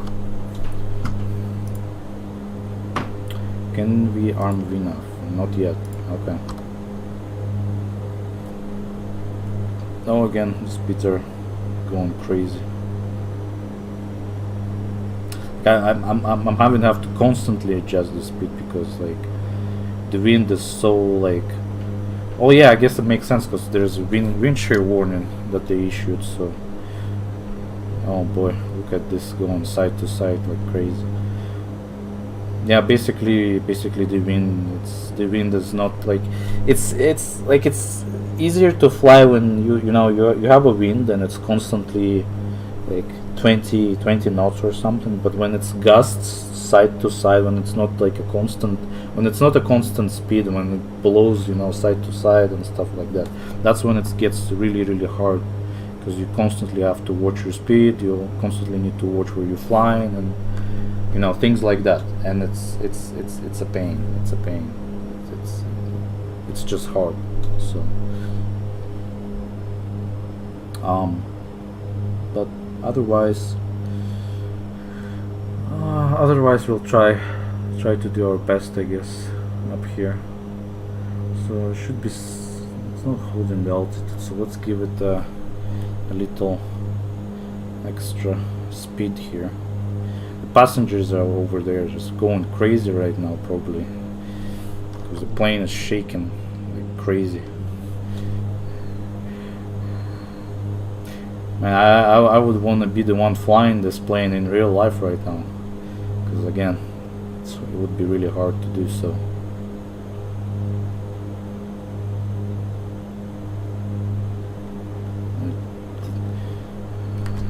it's just so crazy, like looking at the speed jumping up and down like this, like holy. And it's like, yeah, wherever. Cannot do enough still. Okay, once we get to Henry, then I'll try again. Then if we cannot land, then I guess we probably might have to go to Edmonton airport and then land there, if the weather is there any better than here. But that'd be another 30 minutes of, you know, a live stream. 30 or 40 minutes of, you know, unnecessary flying. I just want to land this thing already, and then go home. So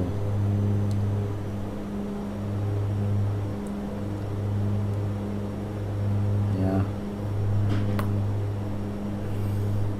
quite a challenge. It's a challenging landing, a very challenging landing. But I can see, I have the visual on the airport there. Or I think that's the airport, no? Yeah, it has to be. That's the Calgary downtown. It has to be the airport up there.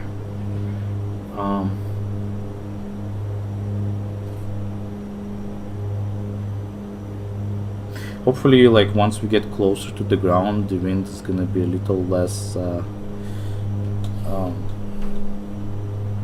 what's the word I'm looking for? Less unpredictable, I guess. Right now I'm just like constantly holding my hand on the controller, on the power lever.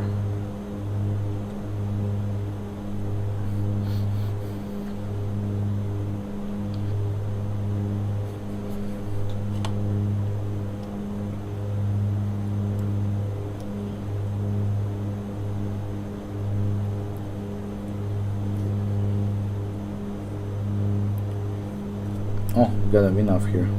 That's good. Let's get our VNAV selected.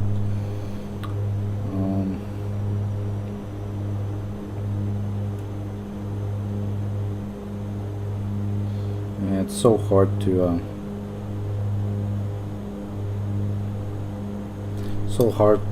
counteract the. Might have to turn this on. I don't know why.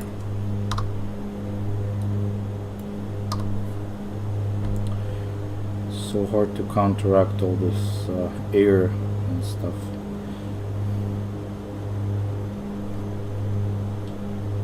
Yeah, like we're like here on almost like almost a final approach. We're actually on a final approach. Gears are down. Yeah, that's good. So this is all good. Again, we're all good, I think, to go. But again, like, you see how it just blowing side to side. Oh my god, like, oh boy, how are we gonna land this thing?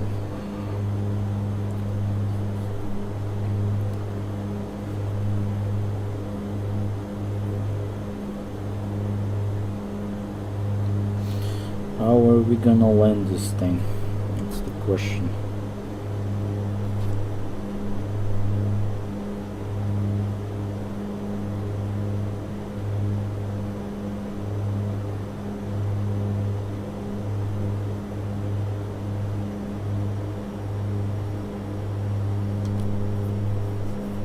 I guess as a passenger, not like I don't like to fly this plane as a passenger because it's a small plane. I don't really mind shaking, but I know that a lot of people that fly on those planes, they get a little nervous when the plane starts all shaky side to side. So it's a reasonable concern. And then from the pilot's point of view, I'd like to fly this plane in real life, but you know, even the pilots don't really like this plane because it's, you know, as you can see, it's not an easy plane to fly. But oh well. it's very fuel efficient and stuff like that. Yeah, here we go again with the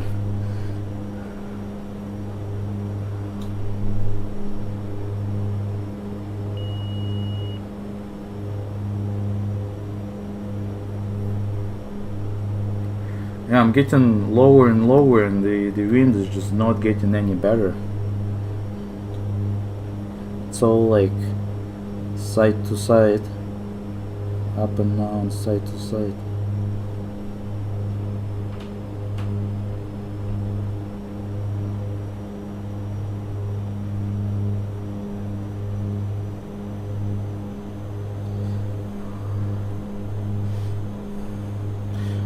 Might have to do a rejected landing as well, because I go around, because I don't really see myself landing this airplane safely. Okay, so at this point we're gonna turn off our autopilot, and then I'm flying the plane now. So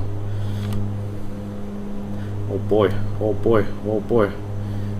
Here we go. Holy shit, the wind is like so. Oh man, the windy wind. Oh boy. By the time I get to the runway, I'm gonna be like all the way to the side. But I'm doing my best. Trying my best here.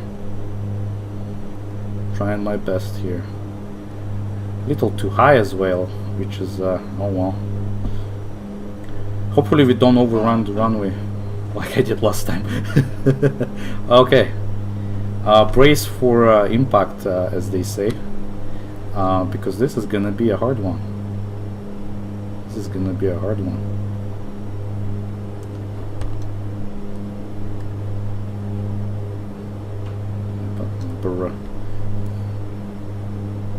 Oh boy, 100. all 50,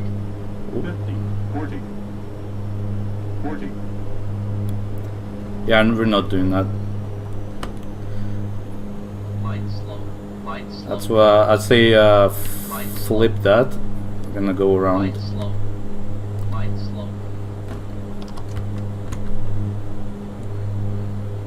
We are gonna go around.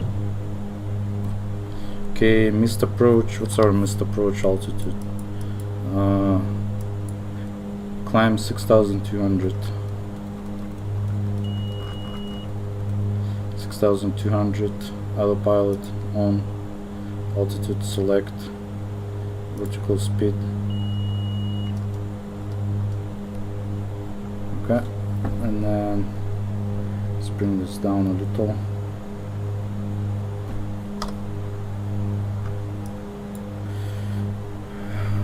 So I guess we could give it another try. Yeah. If we do, where can we go from here?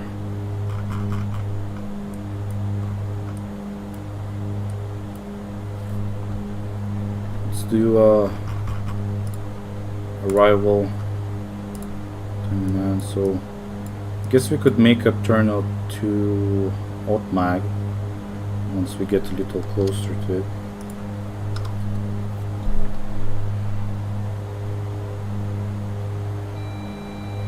Yeah, oh yeah, flaps and stuff. I'll make sure we reset those.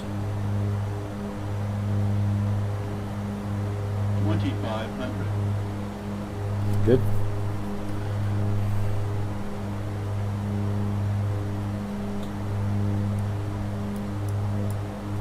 So let's set our, which one was it again? Otmag, yeah.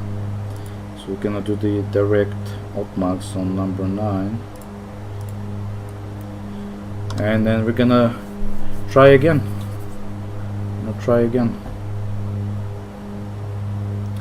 But this time I don't think I'm gonna do a whole.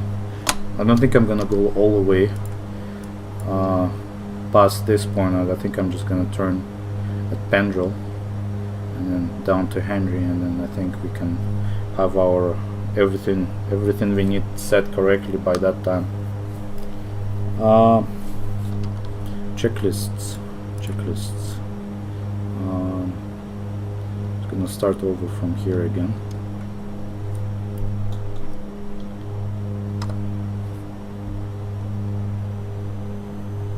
Again, have to watch my speed.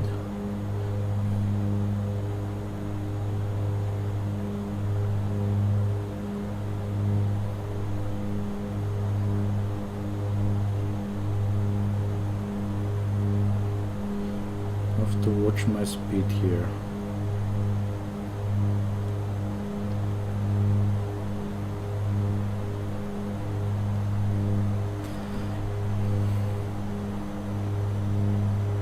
Second time I'll probably be a little more aggressive, and I'll actually try and slam that plane into the runway if I have to, because I wanna fly.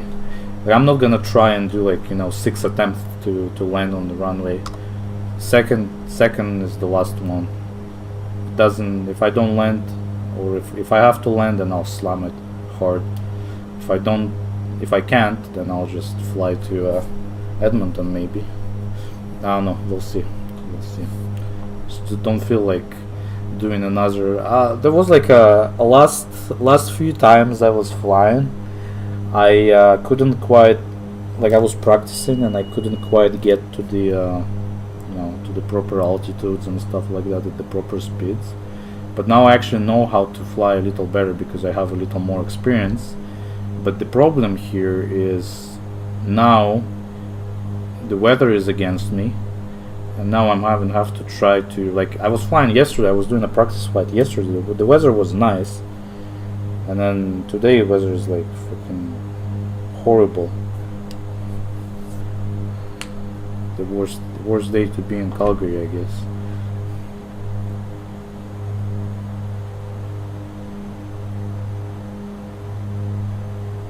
And here we go back again with the wind blowing behind us.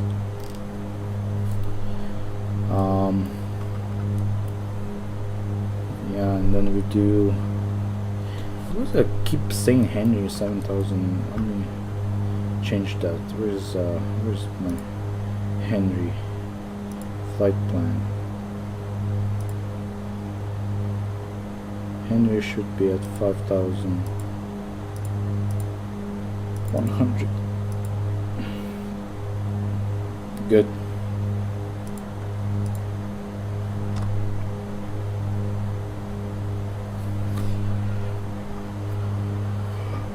Should be, where's the airport? Oh yeah, just flying by the airport right now.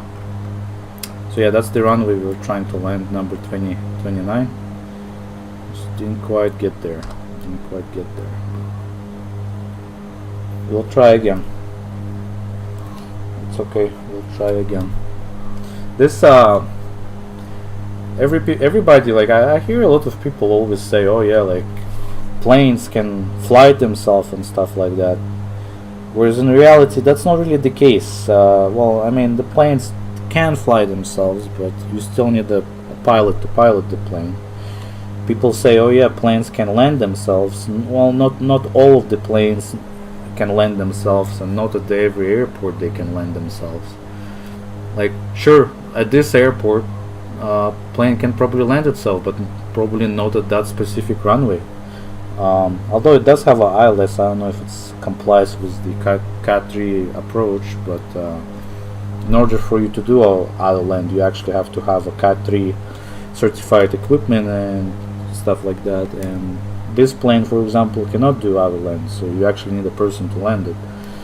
It can fly itself, but as you can see, it cannot control the auto throttle itself. So, like, it cannot do the auto throttle itself. So you actually need a person to fly it.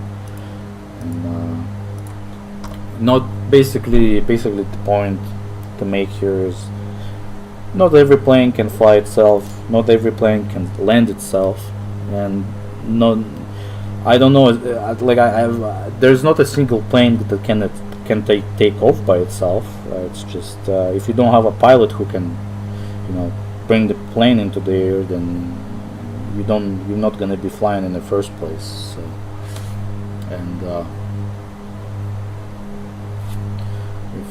landing conditions are horrible, then that's when you will be flying to the alternative airport, which is Edmonton in this case. But I'm gonna give it another try and stuff like that. So yeah, don't believe those stories they tell you about planes. Pilots do need to be on a plane to fly the plane. No plane's gonna fly itself, and it's also like, you know, price of equipment and stuff like that. Price of equipment and software, because, you know, for a plane, it's to fly itself, to be able to land itself. It's like airport needs to have proper equipment, and the plane itself needs to have a proper equipment, and that's money issue, and, you know, nobody's gonna pay for that stuff, because again, it's safer for a pilot to land a plane, except if the conditions are so bad that you can't see anything in front of you. Then in that case you'd be relying on the other land, Cat 3 other land approach. But if not, then you always have the option of flying to different airports and stuff like that. Let's set our direct to Henry 12.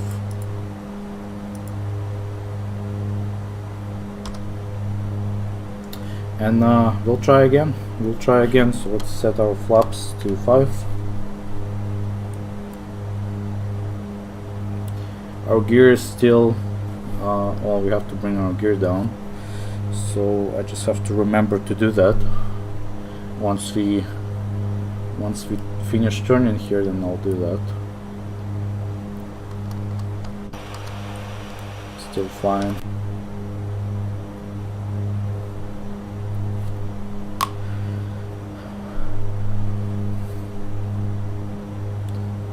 I guess what we'll do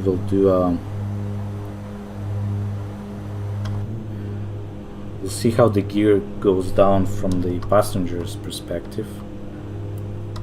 Once we're done turning here. Still a little too early to bring the gear down. Not on the final yet, but we'll get there soon enough.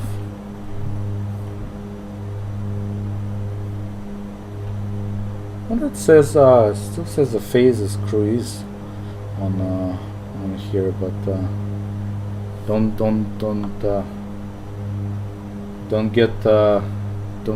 be mistaken by that. We are actually on our approach stage, not on the cruise stage. So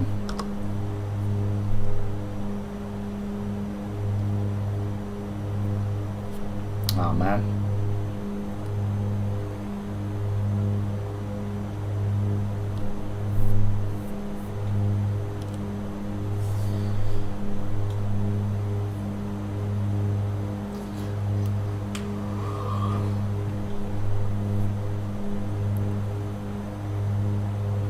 Okay, well, second attempt now.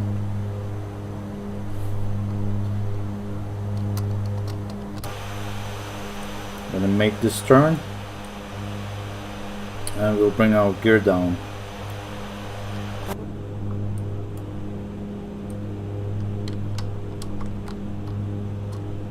Let's do it now.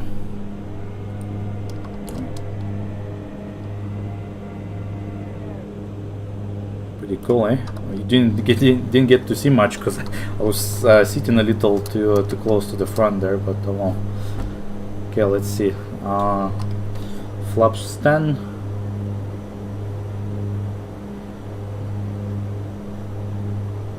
Flaps 15.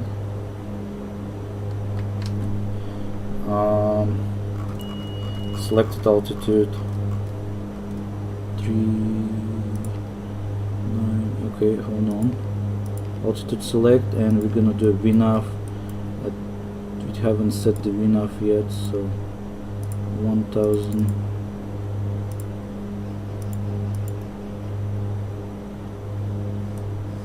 Okay, and then we do VNAV. No, still no. Let's do vertical speed down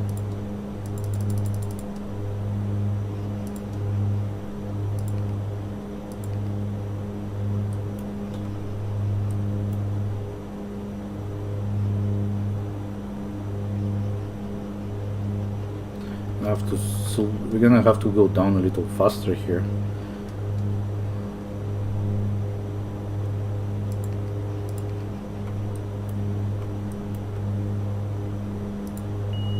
$2,500. Oh man.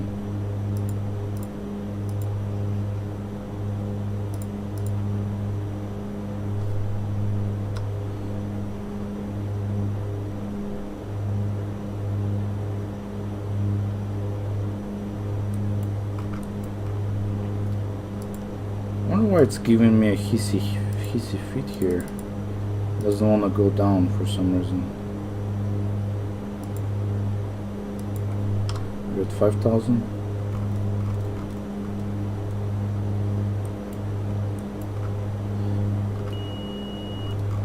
I'm gonna do 3.9. Let's sell. Message, yeah.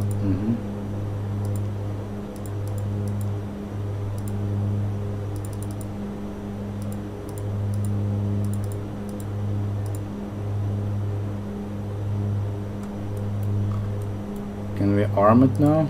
There you go. Now it's working. Yeah, Dylan, the vertical navigation is a little bit of a how would I say that without offending anyone? It's a little bit of a shit on this plane. So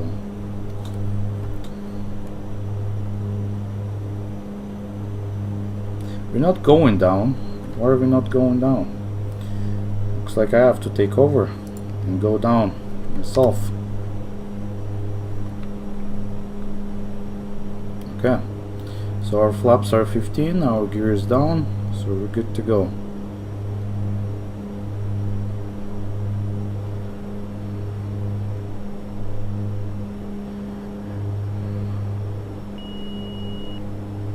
Yeah, don't worry about that stuff. Yeah, so for some reason, I don't know why the VNAV missed the didn't catch the glide slope, so I'm just bringing the plane down myself now.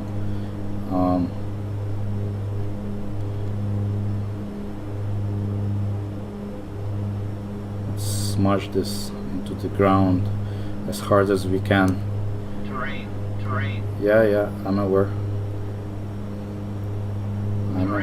Terrain. I'm aware. It gives me all like this terrain or alarms and stuff like that, but like I'm above the glide slope. Like I'm too high right now. Like, I should be lower. But let's see if I can side to side. Oh my god. This is horrible. Oh man. Sink rate. Yeah. 100. Yeah, yeah. Come on. Oh no, come on. 50. 40. 30. 20. We're gonna slump. Ow. Yeah, we slumped pretty hard. Okay, let's go. Oh my god, what's going on here? This is this is a horrible landing, but hey, the weather is horrible as well, so.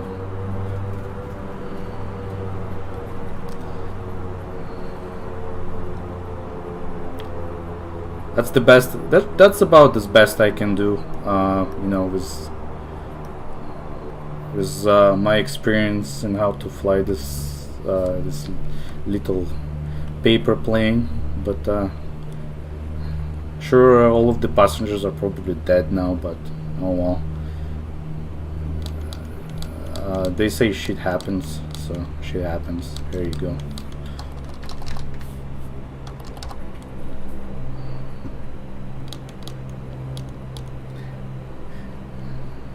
I did my best. That's as a pilot, so there you go. Okay, so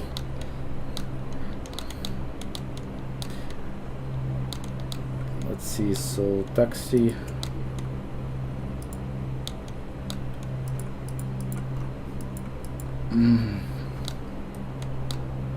Gonna quickly park here.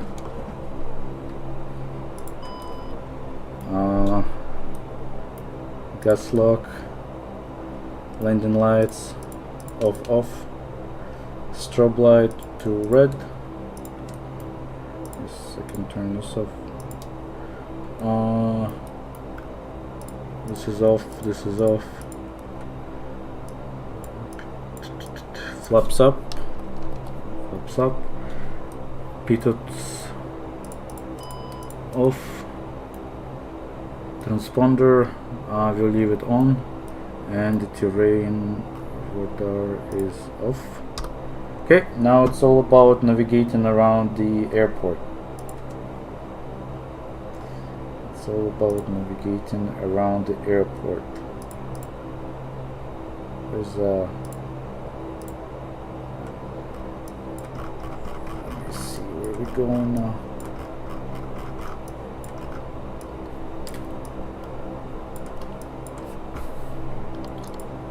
Okay, let's go.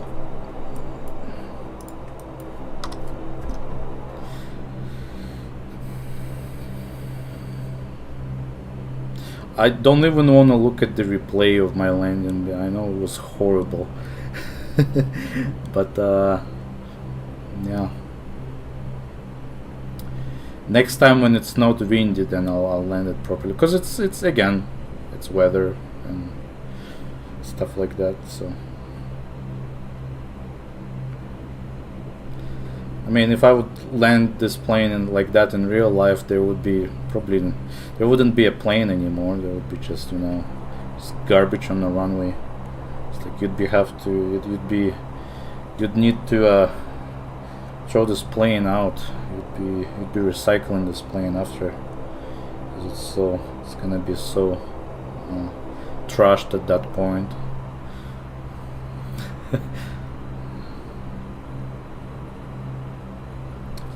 Let's see.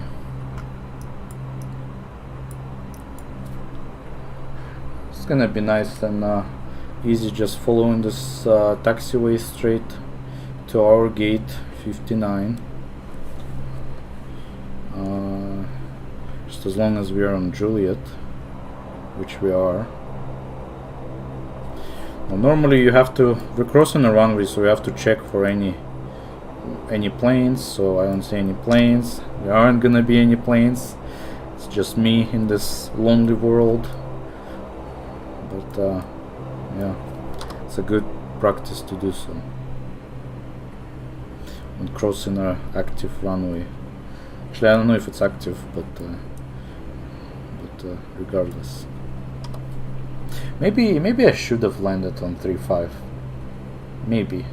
But then it would be too much of a crosswind, so it'd actually blow me to the side too much. This one was a little easier because the wind was blowing towards me, so it wasn't as hard in terms of like maintaining the central line was a little easier.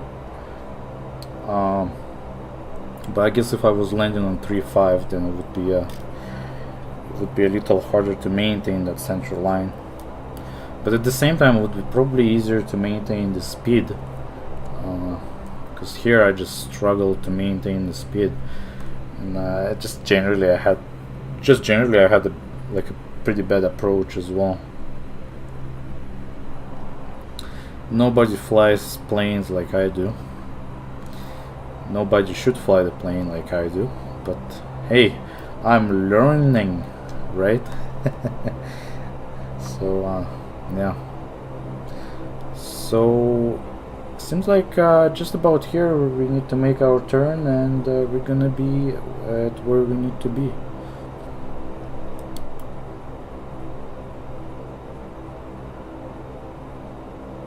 Is there somebody at our gate? Hold on a second. Looks like there's somebody at our gate right now. I'm actually gonna slow down here for a second. Well, that's horrible. Somebody is at 59, so we're gonna have to do 57, because that's the one that's available. 57. There you go. Let's go with that.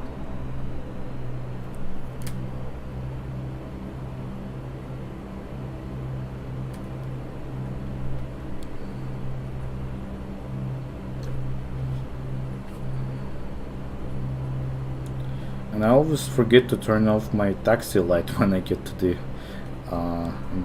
the gate, so I'm gonna do this right now.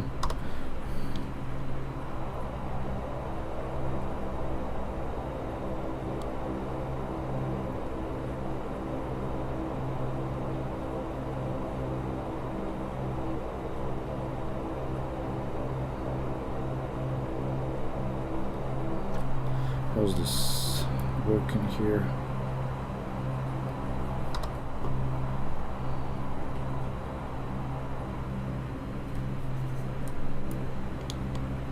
This whole taxiing thing is really weird here, because everything is labeled like not in the best way possible. So once again, we don't have a marshaller here for some reason, even though I requested 57. So I guess I'm gonna have to marshal myself in.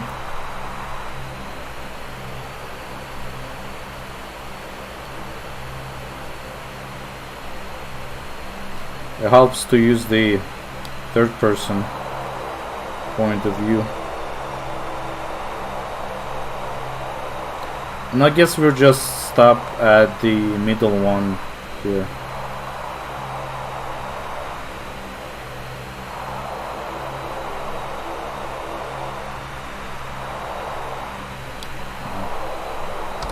Good enough. Set the parking brake. So the taxi off condition set to feather. Come on.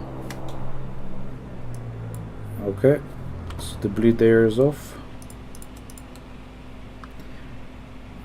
Seat belts off. And then we just have to wait for a half a minute for the engines to slow down a little, so we can't shut them down right away. While we're waiting for that, turn off this stuff, we don't need it anymore. Turn off this stuff, we also don't need it anymore. And then we're gonna turn off our altitude off, and then we'll turn it off.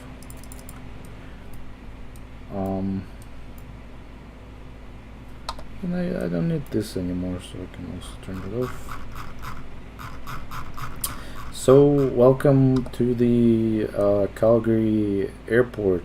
I hope you are still alive there, whoever is at the back after this very hard landing. There's a horrible flare, but oh well. At least we're here on the ground now, aren't we? Okay, well, I guess we can go ahead and shut the engines down. Oops, sorry, that's press the wrong button. There you go.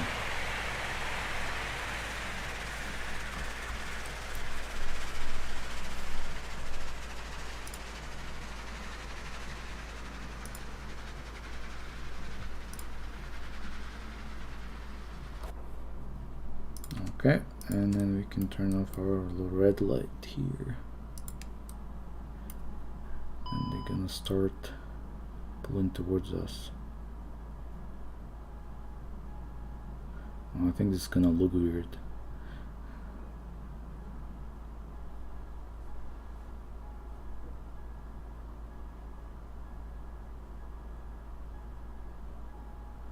Oh well. Let's go connect our GPU here. Connect external power. Bus tie. Let's check. So cut off, red light off, connect ground power connected, external power on. External power is on. Don't have to slam the doors so hard. Ground power, external and bus tie, nose wheel steering's off, and our yaw dampers off as well. There you go. That's how you fly this little plane here.